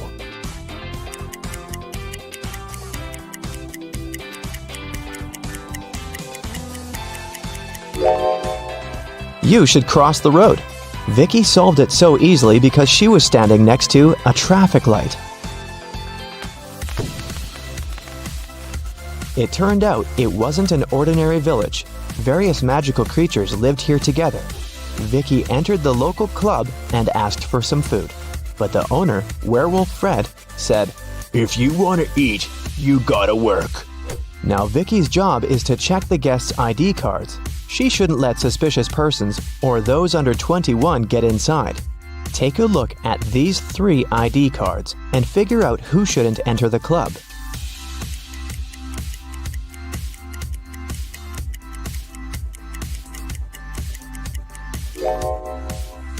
The first one, Vampire, is already 21, and nothing looks suspicious in his ID, so Vicki should let him in. And this werewolf lady seems alright too. This elf's ID card says he was born on September 31st, but such a date doesn't exist. Therefore, Vicki shouldn't let the elf in. After work, Vicki went to the local supermarket to buy some food. She saw 2 attractive young ladies eating street food there. Can you tell which one of them isn't human?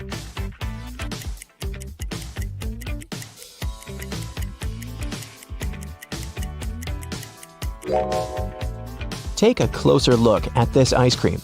Raw meat? This lady is definitely a werewolf. Vicki liked this village and decided to stay there.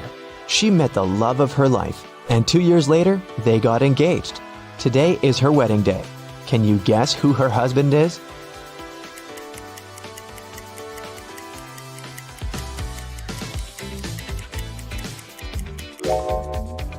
It's the third guy. He's wearing a tie, which means he attended the wedding, and he's wearing a ring too. Today, we trek into a mysterious cave teeming with treacherous traps. They will test how your brain works in extreme conditions. And if you pass them all and come out alive, congrats! You have ultimate survival skills. Please remember to share your results in the comments. Here we go. You enter the cave and find yourself in a pretty large hall where strange little people in weird masks meet and greet you. They take you to a table in the middle of the hall, and they seat you in front of it, gently but firmly. One of the masked individuals puts 3 muffins on the table before you. You're pleasantly surprised by their hospitality, but they start sneering under the masks, and you realize there's something wrong with the treats. It's the first trap. The person who laid out the muffins on the table explains what's inside the muffins in a creaky voice. The first one has some boiled nettle leaves in it. The second one is swarming with live ants. And the third one is seemingly filled with chocolate, but it's actually mud. So, which one would you choose to eat?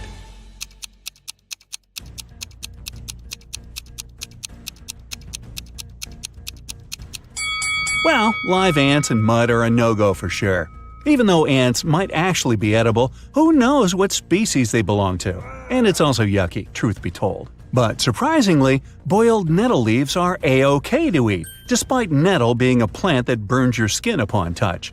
It only does so when it's fresh. Boiled leaves lose their burning quality, and nettle soup is an actual dish in many cultures, so we settle for the nettles. You've happily wolfed down the nettle muffin, quite yummy by the way, and the little masked people let you through to the next chamber. As you walk down the hall, suddenly the floor starts shaking, and before you can leap to safety, it crumbles beneath your feet, falling down and taking you with it. You hit the floor, rise to your feet, and when the dust settles, you see you've ended up in a room with 3 doors. Great, it's another trap. Each door has a warning sign on it, and there's also a panel with 3 levers marked A, B, and C. Of course. Each of the levers opens a specific combination of doors, not just a single one. The sign on the first door says it contains swarms of mosquitoes just waiting to drink you dry. There is toxic gas behind the second door, which will fill the chamber you're in as soon as you open the door. And the third door releases a powerful stream of water that will wash away everything it hits, but it will only last 30 seconds. The A lever opens the mosquito door and the gas door. Lever B will open the gas door and the water door. And the C lever will release the stream of water and the mosquitoes. Oh goody. Which one would you pull?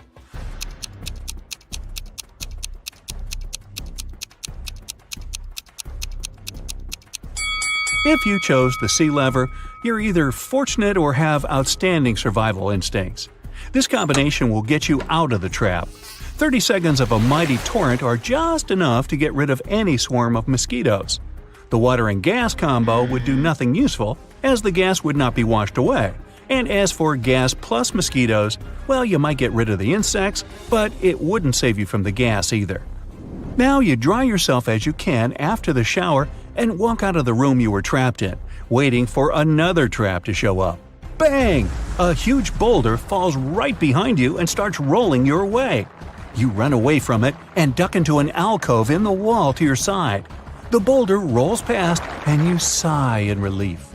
You walk further and reach a straight hallway with rounded walls and a ceiling that slopes downwards. With a thunderous crash, another boulder smashes through the ceiling and comes barreling towards you fast. The boulder fits the tunnel perfectly, and there's no hiding place to get away from it now.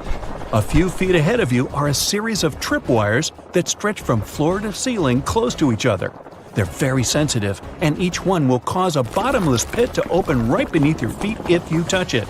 To your left is another alcove in the wall, but if you attempt to squeeze into it, the boulder will press you with some force against the wall as it passes, and the wall has nails sticking out of it from floor to ceiling.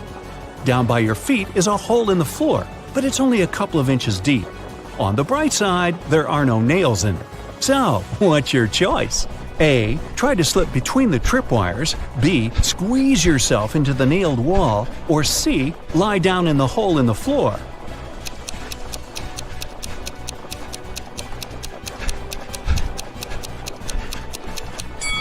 Even if you're skinny enough to gingerly slip past the tripwires without touching them, it requires some time to do so, and you don't have that luxury. The boulder is rolling right behind you, remember?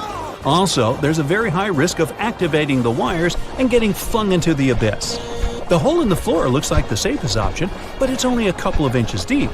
Unless you're just a couple of inches thick yourself, you have every chance of becoming so, thanks to the boulder behind your back. In fact, the alcove in the wall with the nails in it is your only chance of survival. Remember yogis and magicians who can sit on a bed of nails without any harm? They can do that because the principles of pressure work in this case. Pressure is force divided by area. The larger the area, the less the force, and vice versa. So, even if you're pressed against the nails in the wall pretty hard, they won't even break your skin because the surface area of your body is large enough to prevent that. Whew! You take a deep breath after the boulder rolls past you and go down the passage to find yourself in the next chamber. The first thing you see is a door with a large lock at the other end of the room and a timer right above it. It shows 60 minutes, and the countdown starts as soon as you enter the chamber. There, you notice 3 large transparent jars on the right-hand wall. Each of them contains a key, which seems to fit the lock on the door. But there's an unpleasant surprise in each of the jars, too.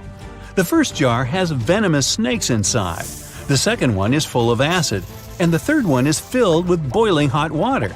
You have nothing to use to get the keys out of the jar but your own hands, and the timer goes on ticking. Which jar should you choose?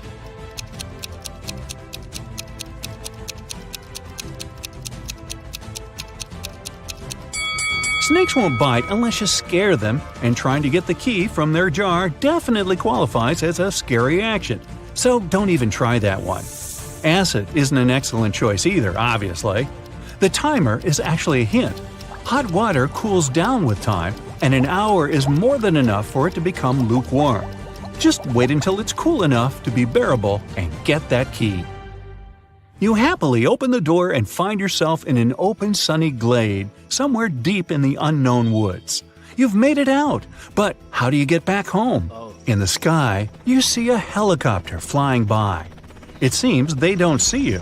The chopper almost flies away, and you need to do something quick to make the pilot notice you. In the grass in front of you, there's a box of matches, a pile of large twigs, and a pocket mirror. What should you do?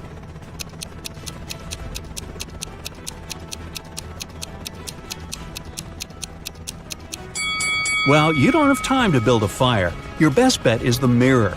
Catch a ray of sunlight and point its reflection at the helicopter, trying to hit the windscreen with it. Yes, you've been spotted! The pilot brings the chopper down, and you've successfully escaped the treacherous cave.